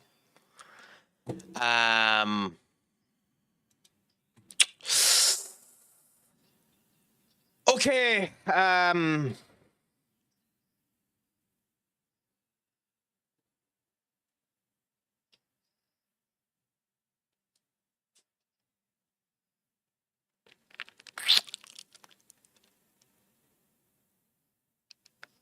Fuck it, Ferguson. You're not getting the goal. So we're going to go Rashford off. Rashford on and Ferguson off. As much as I kind of don't want to do that. Senior Karen, my friend, what is a crack-a-lackin'? Is it all going good? Is it all going grand? Is it all going spashy with you today, my friend? I hope the crack is treating you 90. United are 1-0 up versus Villa. So I am currently ecstatic. Let's hope that maintains. And we can ride this. Never mind. Fucking Ross Barkley. Shh. This is what I get for being happy. Really bad defensive clearance work by us, by the way. It was just bad defensive clearance work by us. Although it bounced off of someone offside. Yeah, that should be offside. It bounced off of number 28. It touched him. Or 24. It's a rough offside if it happens. It's a rough offside, but by the letter of the law, I think that's offside. It bossed off of Onana. It bossed off of Amadou Onana.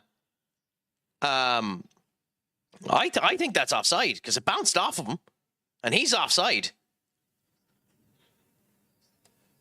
I'd be given that as offside. I am, Karen. At the moment, we're still doing it. We're now going into the quarterfinals of the FA Cup versus Chelsea. We ended up losing to Spurs in the Carabao Cup final, and we lost to City at the start of this stream. So we're currently 3 points behind Spurs. So as sad as things are, I might be coming down to the factor of giving Spurs a Premier League title. So let's hope we can convert that. That's horseshit. They're making the goals stand. I mean, unfortunate that. I don't think that's right. I don't think that goal should stand. But hey, To each their own, I suppose. I genuinely don't think that should stand. I think that's offside. But that's other topics. For now, we continue on and see how we do versus Chelsea. You never know the fingernails with VAR. Yeah, I mean, it's rough. It would have been rough for Aston Villa not to have gotten that goal, to be fair. I can understand the principle that Villa that by the technical letter of the law, in my opinion, that's an offside. Because he's up front, he's offside when the ball is passed over to him before the shot takes place. He's offside then when the ball ends up hitting him. In my opinion, that's offside. But hey, as if my opinion bloody matters, I'm not paid by VAR. A draw isn't a bad result for us, by the way, for United IRL. But we'll see what ends up happening.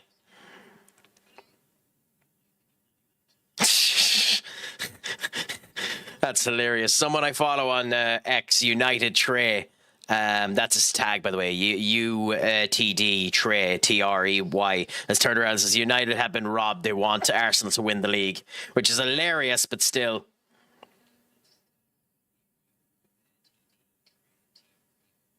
In my opinion, that should have been disallowed.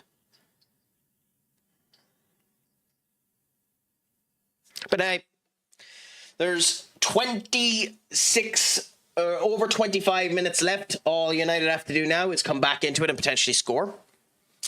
Anyways, we're going up against Chelsea, who still have the unfortunate distinction of having Flip Jorgensen and Robert Sanchez as their goalkeeper, even with their manager being Jose Mourinho, Trevor Chalobah, Wesley Fofana, Levi Colwill, and Lucas Shaw, who he sold to them.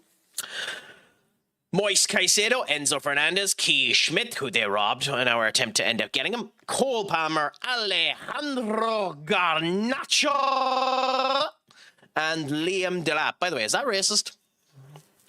That's probably one of the best I've done in a while, mind you. But, yeah. I'm doing a hashtag United save. Happy out, my friend. So what does hashtag... how far down are hashtag United, by the way? Because I know they're an actual club. Hashtag United FC. And they have a fairly good logo. A semi-professional team in Essex of England. They're currently in the Ishmaeli Premier League. I have no idea how far down the bloody pyramid that is. I genuinely have no idea how far down the... You could be a bit more descriptive and say tier 7. They have a 3,500 seat arena in tier 7? That's not bad. That's not bad for a tier 7 club. They have a really good logo, to be fair. But yeah, no, happy out.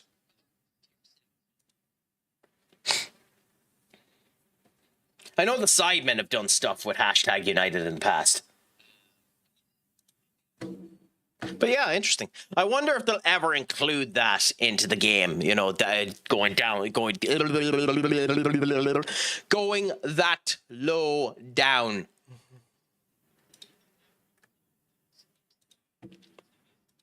So, apologies for that schizo freak, but hey, the joys. I mean, if there's enough interest in it, Duck, it wouldn't shock me for them to do it. Sports Interactive have done stupider crap.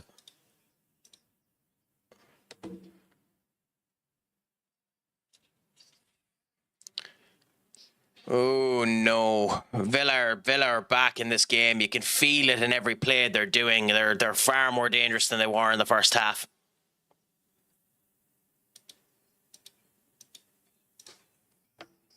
You can tell it. You can feel it in every play that's doing. Although I do agree with Academy Scoop. Why isn't Sesko coming on now? Anyways, focus. FA Cup. We are the defending. No, we aren't actually. We want to end up getting this. I think the only thing we won last season was the Champions League. So we need to... Oh! What a run! Yeah!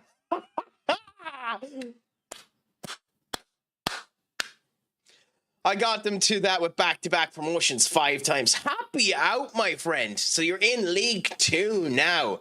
Happy out with that. Have you gotten a stadium build yet? Because in League 2, 3,000 is a little small. You probably do need a brand new stadium in order to meet the financial requirements of League 2 and above. Or wait until you're in League 1, potentially. But like you want to be at least on 10k for the championship, and that was... You picked a goalkeeper who bottled duck. I mean, we knew it was risky putting Quinton in, but that was a horrible mistake by Mark Cucurella and a horrible attempt at saving by Quinton. But hey, Quinton pulls off a fine save there at least. Can we get one back immediately? That would be awesome. Menu to Ilya. Ilya to Mark Cucurella. Victor. Up and Sheshko! To be frank, Kieran, the changes they have made to the update haven't affected me. I haven't really touched them, and thankfully, maybe I've given it enough time. But maybe I've given it enough time. But it isn't. I haven't had any issues. The game hasn't attempted to crash on me or anything like that. So she's running smooth enough as things stand. So I can't complain about it. But like the extra element they ended up adding in that broke. No, International's not in it. International won't be in it for a while. What the update they did was when you go into team instructions here, you can click on... Oh, I'm not updated. Okay, so I'm not updated for some weird reason, even though I done the update, I don't have the latest build. Okay, fair enough. Basically what the update did is here in the team instructions, you can change the position of a player in this section instead of having to go back to team shape and move them. Weirdly, I'm not on the latest build. I have no idea why. So it's funny that you mentioned that, Kieran. I'm going to have to, after the stream, figure out why I'm a build behind.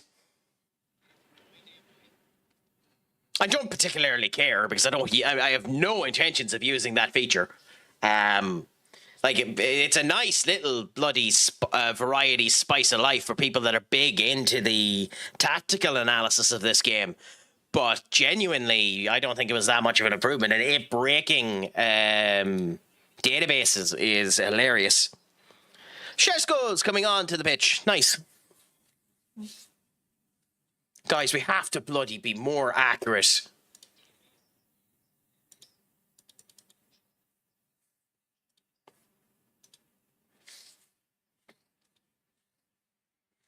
We have the higher XG, but we're just not performing good enough here. If this was in the Premier League, I'd be concerned.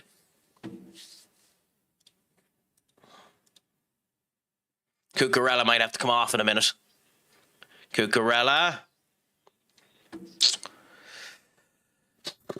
Okay.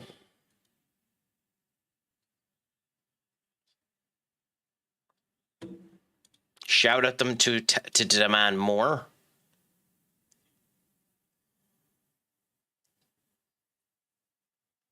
19 in Buemo for Brian Sheshko. I mean, you could have done a different change there, but hey, whatever works. Chalaba to Palmer to Chalaba. Caicedo, Fofana to Colwell. Shaw. Garnacho. This screams like they're going to score. Victor Fushk. No, and Quinton with a hell of a save. Yoro to Kwambwala to Mbuemu. Okay, and now we make our changes.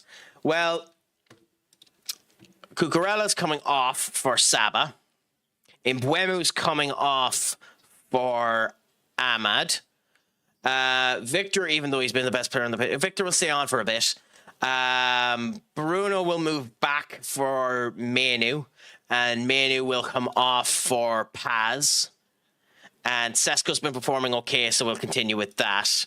And we'll hope that we get something out of this, that these changes, which will effectively make our left-hand side more uniform and the right-hand attacking element more uniform, end up working. Set piece, work it into the box, speed, past there, both flanks, shorter, quick distribution. Change that to floated, down there, down there, down there. Play it true, less counter-attacking, and go really wide and see if this helps us. Change this to ultra-attacking too. At 80 minutes, we have to try and go for the death nail.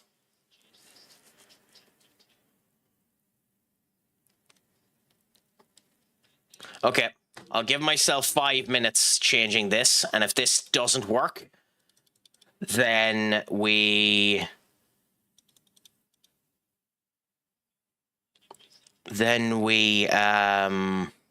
change to the back tree. But no, international football's not in the game, and I don't think it's planned to be into the game until around the World Cup period. I don't think they're adding it in until then.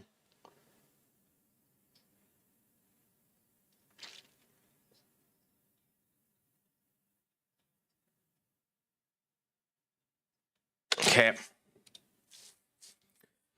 We have to take the risk. We have to take the risk. We have to take the risk. Okay.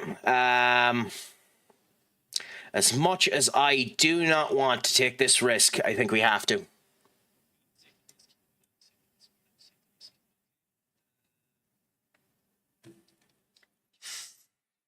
Ahmad's been performing shite, because of course he has. Comes onto the pitch and puts up a fucking stinker. Paz has been performing bad since he came on. Sesko's not performing great now, so Sesko off for Erasmus. And we're not, we don't have anyone. So, yeah. Gibson for Kwambwala, and hope that we have a final moment of brilliance to get a break with Chelsea. This is an FA Cup match, so it's not the end of the world if it goes to a draw point, but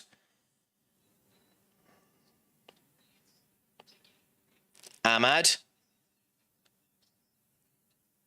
to Willie to Stellar loses it to João Pedro far too easily. Palmer, Willie Kwambwala, Sesko. Oh my God, Paz!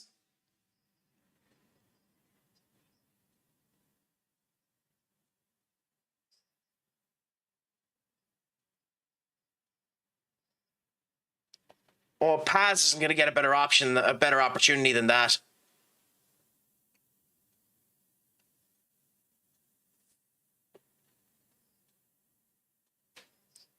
Go, Paz! Never fucking mind!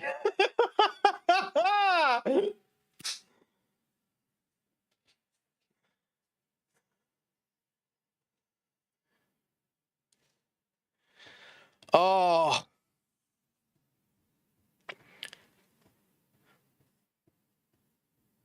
Wow, according to this, Bruno Fernandes is about to break Kevin De Bruyne and Thierry Henry's assist record. Oh, is it? Oh, okay, can't wait to see this. Who scored it? Okay. 37. I hope Chelsea don't score in mine. Good. Okay, so we won our game versus Chelsea.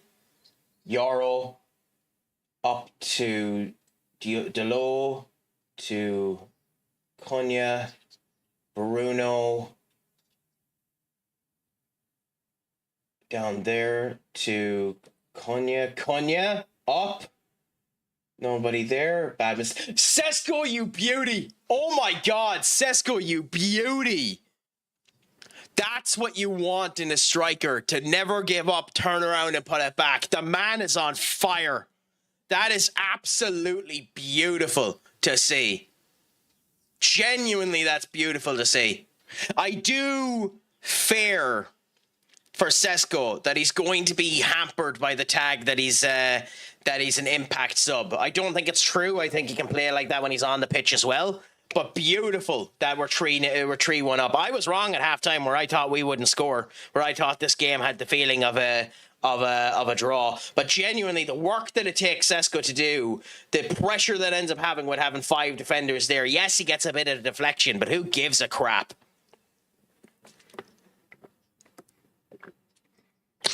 16 assists in a single season. He bested David Beckham's record, Bruno Fernandes. That was 15. So Bruno Fernandes is United's best ever assister in a season. I think the best assister is technically Scholes. Oh yeah, Marc Cucurella was formerly Chelsea before they terminated him, and we signed him. Yeah. Although he had a bad performance, so. Ooh, Sesko, considering the amount of games we have left, Sesko might end up getting to double digits, which, to be fair, for United striker is good.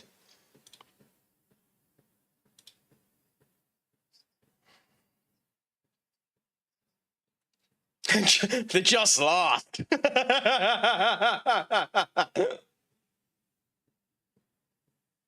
Chelsea enjoying life with Mourinho, even though they just lost.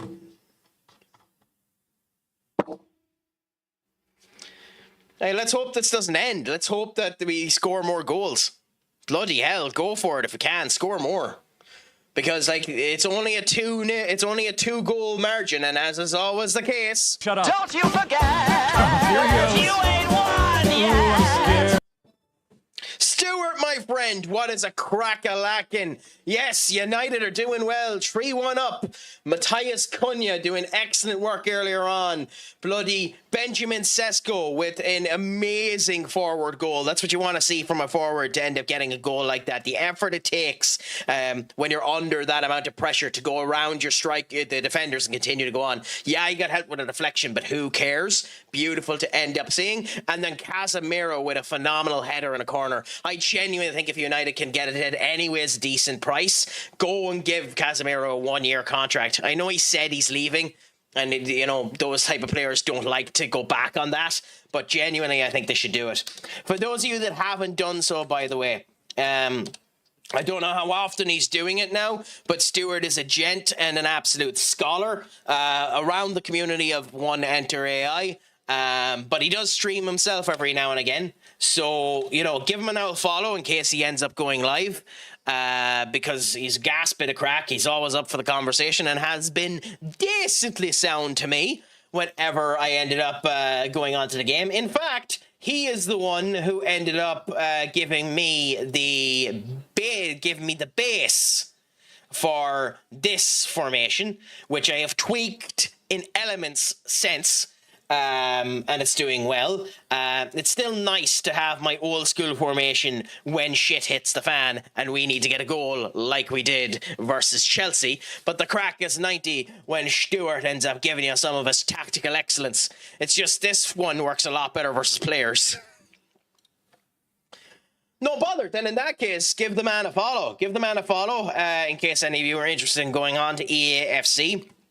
I have tried to get him to go to a therapist for this disease that is him playing EAFC. You know, he could be differentiating himself and going for, you know, football manager like this, or he could be an absolute tit like me and purchase 5 games only to be playing 2 of them in a while. Like I bought Helldivers, I've only played it once, need to play it again, but I want to play that with people. I have Arc Raiders, which I've been playing since I streamed it. I actually really like Arc Raiders. I'll be doing that again in the future. I need to get back to Kingdom Hearts. Want to get back to Blasphemous. Fuck, I have so many games. Anyway, so it's other people's fault you're going to bottle the title. Fuck off, duck. No, it's my fault that I'm going to bottle the title. It's not even my fault I'm going to bottle the title. You need to give context on that one, duck. It's not that I'm going to bottle the title. It's that I'm going to bottle the title to fucking Spurs.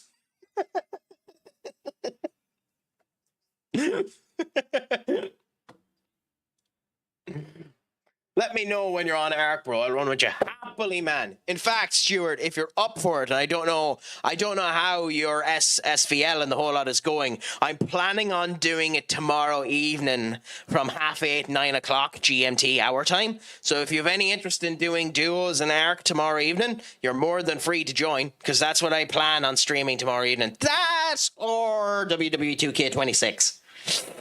But we'll see.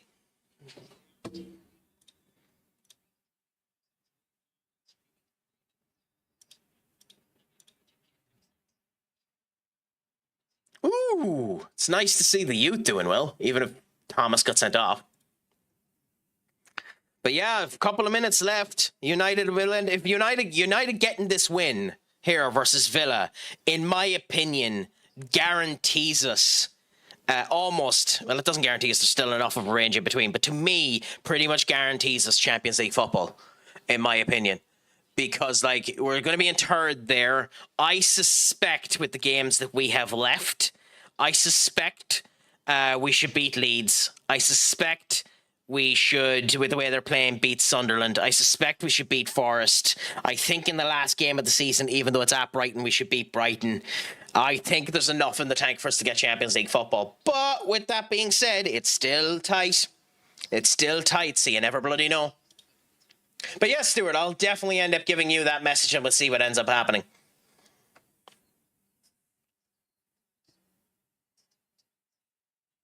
Okay, over there. Beautiful passing work by some of the United players. The passing has gotten a lot better this half by United than it was last half, which is good to see. Because in the last half, United were mixed in how good their passing was. An awful lot of their long passes were a bit too direct to the foot instead of ahead, in my opinion. So, you know, there's that.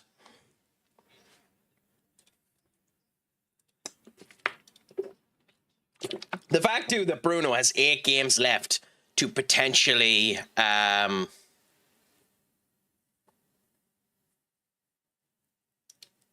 beat Kevin De Bruyne and Thierry Henry's assist record is kind of bonkers. He's already United's best ever assister in a season, so there has to be a better way of saying that, by the way, other than assister. But yeah.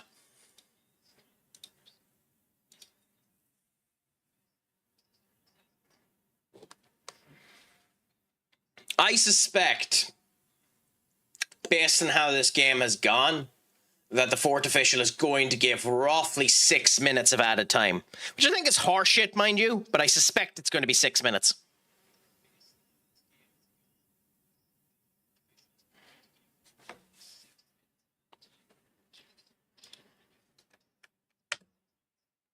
Oh, he is. Like, to be honest, I was having this conversation with someone there, but that's bad. Okay, it passes out injured. I was having this conversation with someone there recently, and I realize every person will have their own opinion on this one, because it could be Luis Diaz, or not. Yeah, but he was actually a January one. It could be Luis Diaz. It could be Virgil van Dijk. It could be Coutinho. But I genuinely think that Bruno Fernandes might be the Premier League's best January signing. I genuinely think it. I genuinely think he might be the Premier League's best January transfer signing. I don't know who I would put above him.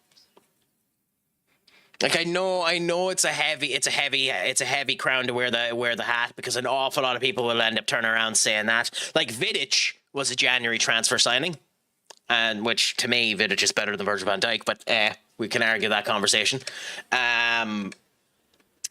But, like, there's a lot of really good January transfer signings, but I genuinely think Bruno's up there for consideration to be the... Oh, no! Emmanuel Agate is coming onto the pitch! Oh, fuck! Oh, no!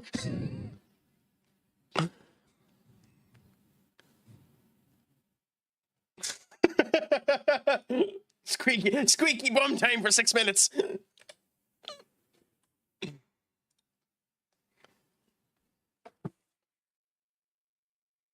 Gary Neville's complaining that the substitution's even been done. But, I mean, you have to take Casemiro off at this point, to be fair. I probably would have went with one of the Utes though. If I'm honest, I probably would have put Mount on. It's 8. The fourth official gave 8 minutes. The tit.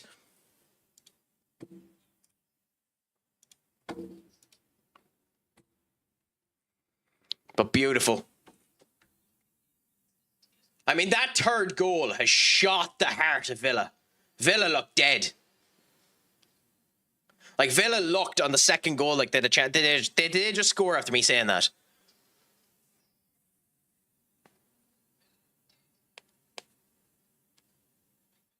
Imagine, you're about to say Emmanuel Agate scored, did you? No.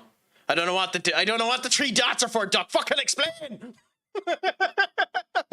Don't be increasing my blood pressure.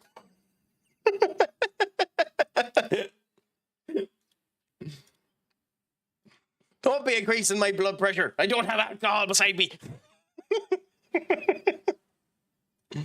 Well, actually, that's a lie. I do have alcohol beside me, but I do need to drive later on, so.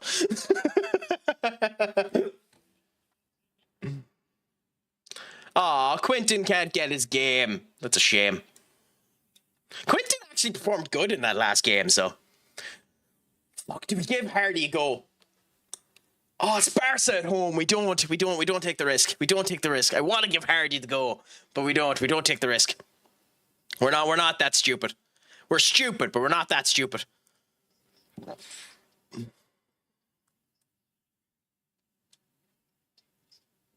We just don't do it. We just don't do it. We're stupid, but we're not that stupid. Griffith, who we just signed. Ferguson, who's there. You're tired. Shabazz is dead. You are there. You're dead. Fine, Camrada and Ferguson. Ricketts is there.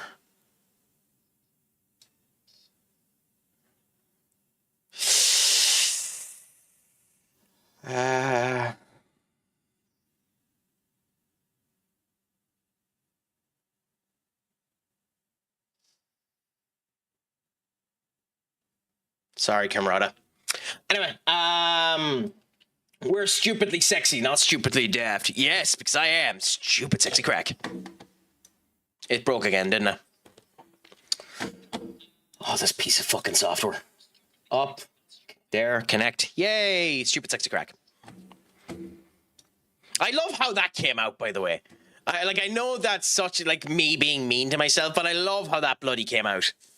Okay, so we're going to, as much as I don't want to play him, we're going to go Alex Jimenez. And Cucurella isn't actually fit for this, so ironically, Camrada's getting onto the pitch anyways. Because we're going to put Saba on there. But Griffin's... No, because Willie is there. Okay, fair enough. Because we have Ricketts there. Okay, cool. Edison, Alex Jimenez, Lenny Yoro, Lenny Sambrana, Saba Karababashi, Angelo Stellar, Menu, Mbuemu, Bruno, Victor, and Sesko. And we do actually need to make one more change because Victor Ruck is still on the team and is injured. So Nico Paz is gone. And here we are. Rashford on the bench. Victor played well on the left the last time. So we go with this. Give us a save. We go into Old Trafford for the first of 2 rounds versus Barcelona. And we hope that we're able to give ourselves a good showcase against him now.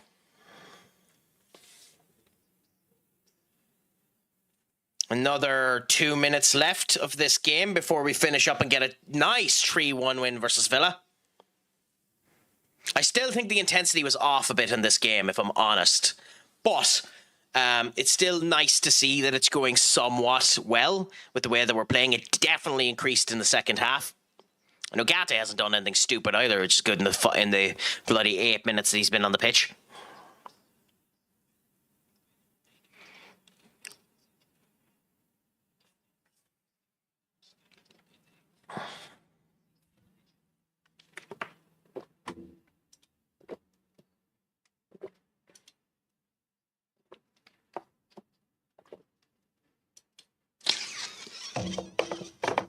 Yep, of course. Gary Neville chose Bruno Fernandes as the man of the match. Ooh, Maguire's have to get in the card on Morgan Gibbs Rogers. That isn't a problem, but if he gets suspended, then it could become a problem because we don't, well, Martinez is meant to be back for Bournemouth.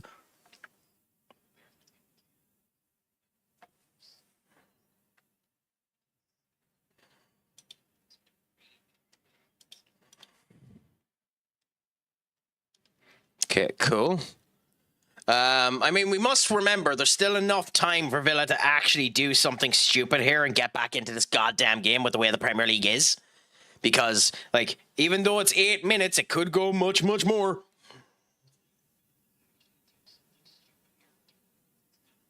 I love that Bastian Schweinsteiger actually has such a great time for United. He's posting there the image of Craic and the whole lot saying DNA and United. But it genuinely is. He wasn't even at United that long, but him just going, you know, like that to United is beautiful. Your wrestling stream has infiltrated my Twitch recommendation viewers.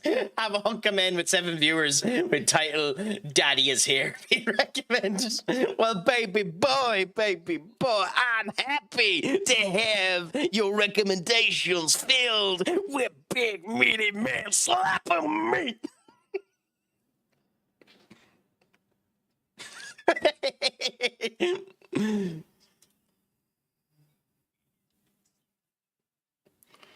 I have way too many bloody channel points. I wish there was a way for me to find them easier. Yeah, this.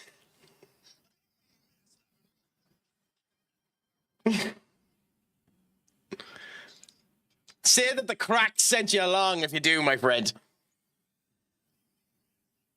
Okay, they have Hector Fort there. If I could, I would have loved to have robbed him from them, but he's going to cost way too much now. Their biggest thing there is Juan Garcia might be their weakness, but we'll end up seeing Ter Stegen's retiring at the end of the season. But they have a hell of a bench in the whole lot, and it's Hansi Flick. How did they not score? How did Villa not score there? The one time you don't want the ball to stop dead. But hey, 3-1, United 3, Aston Villa 1. The odds of top 4, the odds of Champions League football, the odds of United having a good season next year by having European football is still alive. So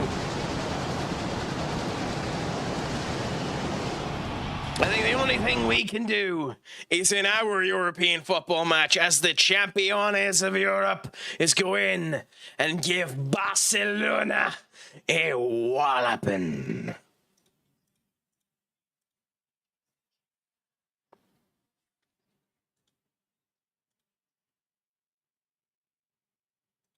I do actually want, funnily enough, us to get some goals out of this and have a bit of a buffer, because if we do, I'm going to play hardly in the next game. Arsenal versus Real Madrid as well, which is fascinating. That's a fascinating set of games there.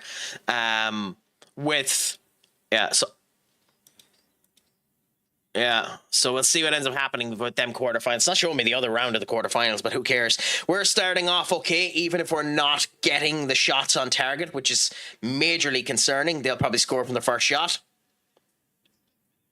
Pedri to Kumara. Buemo keeping the press. We're forcing them back, which is good.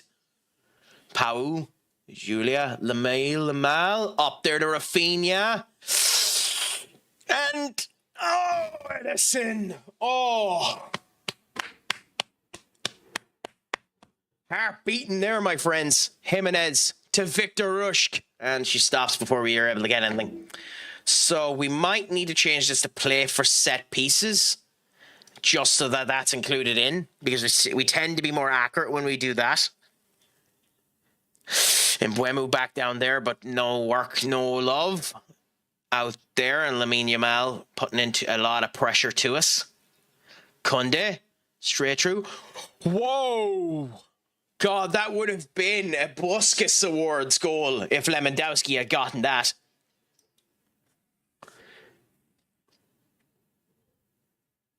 It's funny because we're staying an hour and a half, even though we've had more shots. But we have had 5 corners, and again, the bloody set-piece coach isn't doing the right thing for us. No love from the set-piece coach. All of the highlights, them too. Yeah, bloody, I need to check what age he is. He must be damn near 40.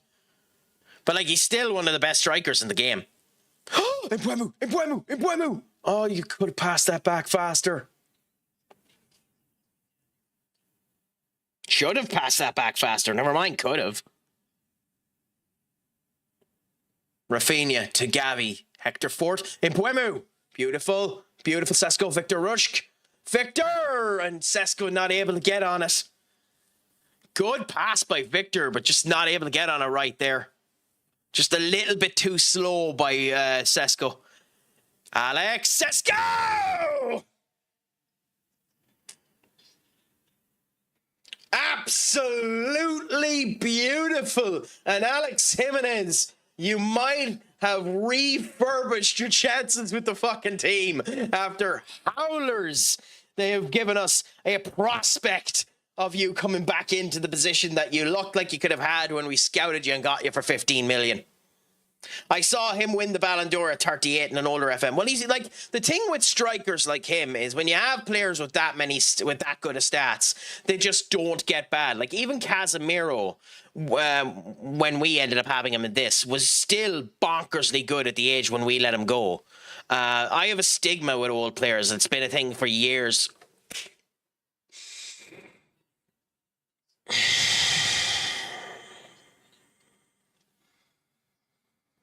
Baby, we're on fire.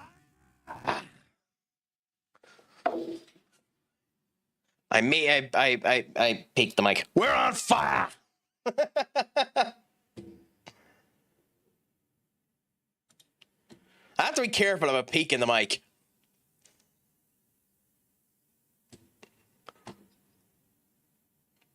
Oh, can we get tons of goals out of this? Can we get more goals out of this before they come back? I really want to. If we're 4-0 up, Hardley's playing the next game. Nice. Saba takes it there. Edison to Yoro. Yoro to Stellar. Need to be careful there of that card. That could change everything if we're not careful. Victor. Rushk. Oh, that would have been a hell of a goal. Oh, we seem to have the fire in our stomach for the goal here today. Lewandowski. God, when your best defender is your striker, you know something is wrong!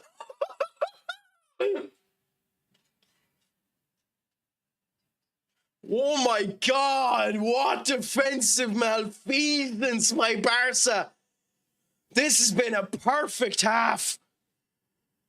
That's incredible. Wow.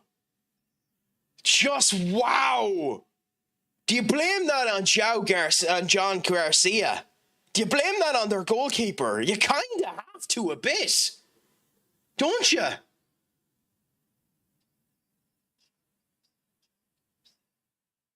That's unbelievable. I feel sorry for Victor because that's not a 6.4 performance. It's not a 6.4 performance, but 6.4, we're not taking the risk. You have to come off. So Rashford is being given his chance. Sesko is playing good, so we shouldn't take him off. But he's tired enough that we'll be able to use him in the next game. So we'll take him off and we'll give Ferguson one last go with the mood we're in. Those two changes shouldn't make too much of a difference, and Ferguson should perform good. If Ferguson scores below a 6.6, he's benched. Simple as. He's getting a Rashford and he's getting an Alex Jimenez and he's benched for a bit. He cannot come back into this game 3-0 up with us performing the way that we are and perform bad. He can't do it. But to be fair, they're after making 3 subs themselves, so you know the complexion of the game is entirely different. A half is a half, and it makes the difference. And if we can score 3, they can score 3. So Rashford keeps the ball. Offside. You're not starting yourself off well, Rashford, are you? Frankie de Jong. Is de Jong in defence? No, he's not. Okay. He's just really deep. Rafinha to Gavi. Frankie de Jong. Hector Fort. Edison should have been more on that one. That's a really, really bad defensive play by Edison. The game is blaming Garcia for that situation there too. He's on a 6.2. Yeah, the fire that was in our stomach in the first half seems to be dying out quite a lot, doesn't it? Lenny Yoro. Good there. Yoro to Jimenez. To Mbuemu. Back to Stellar. Manu. Ferguson to Rashford.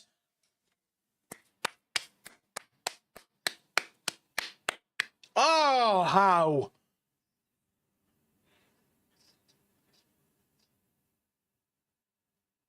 Oh, that's tight.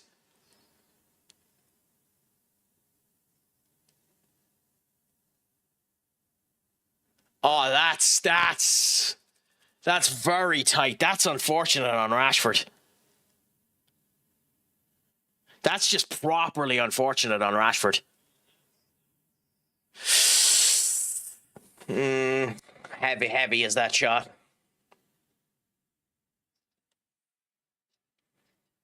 Okay, Bruno. To Jimenez. To Bruno. Down. And João. Not a great header by Manu, but Manu could have gotten a second one there. Rafinha.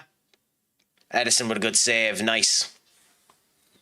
The fact that we're doing kind of basketball football is interesting as well. Danny Olmo having a bad performance. I'm surprised he hasn't been taken off the pitch yet. Rafinha down. Karabashi doing well. Ferguson, you can't be making that type of mistake. Okay, Rashford and Ferguson are both kind of falling. Sadly.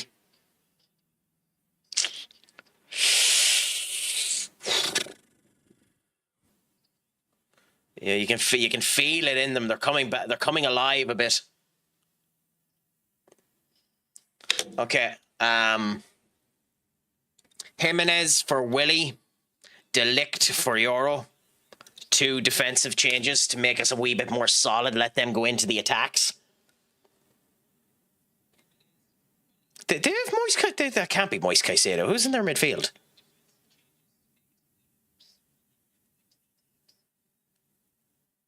Frankie de Jong. Oh, no, it's Caicedo. Okay, I have no idea who that is.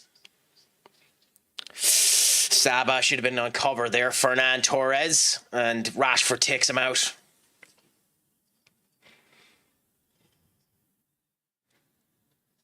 Hey, De Ligt doing well to cover himself there. Should that have been a goal? Yes. Yes, that should have been a goal.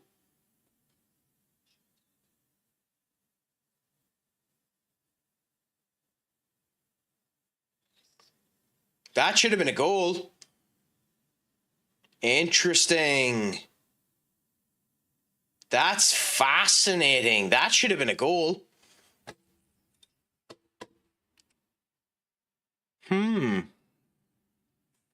Okay, we're at 80 minutes now. Saba's one from suspension. Saba's probably the one you take off to be careful, but we don't really have another defender to put on in his place. Yeah, Rashford and Ferguson already performing crap. And there comes their goal.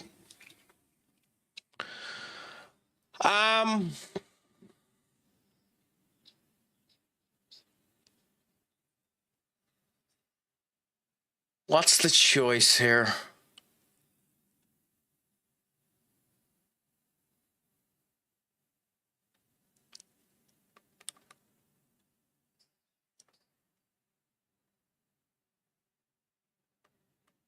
See, Ferguson can't play in any of these positions. He's not really qualified for it. So we're going to pause for a second and we're going to do something different. We could move to this.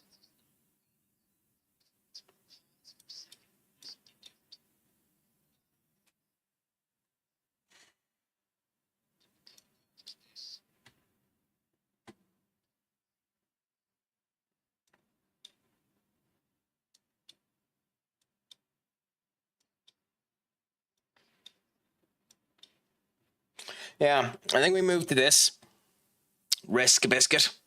Take Rashford off, considering he's on a card and hasn't been performing good. And see if we can get another goal. And then bench Rashford's ass for the rest of the season.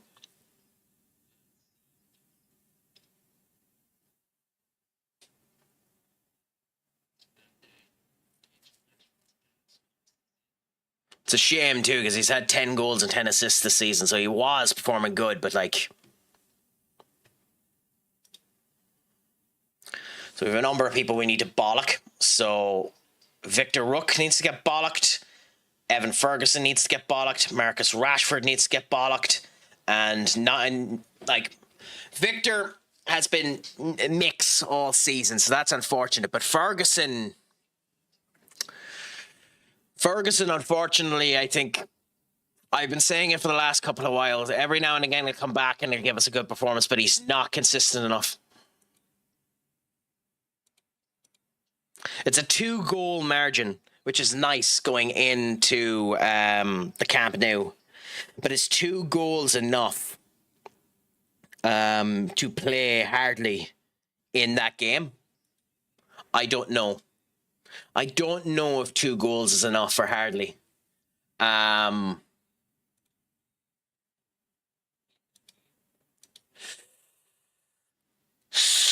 Euro is off in the next game as well.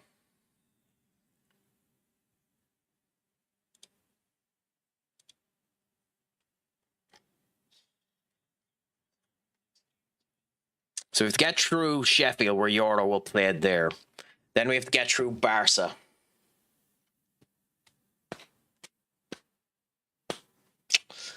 That'll be interesting. It'll be an interesting game. But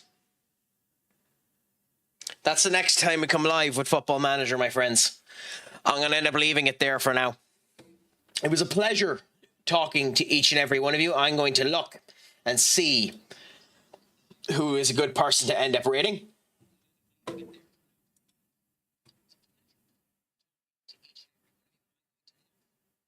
Does anyone have any recommendations on who to potentially raid?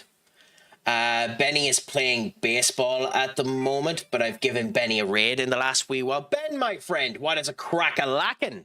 Is all going good with you? I hope the crack is treating you 90.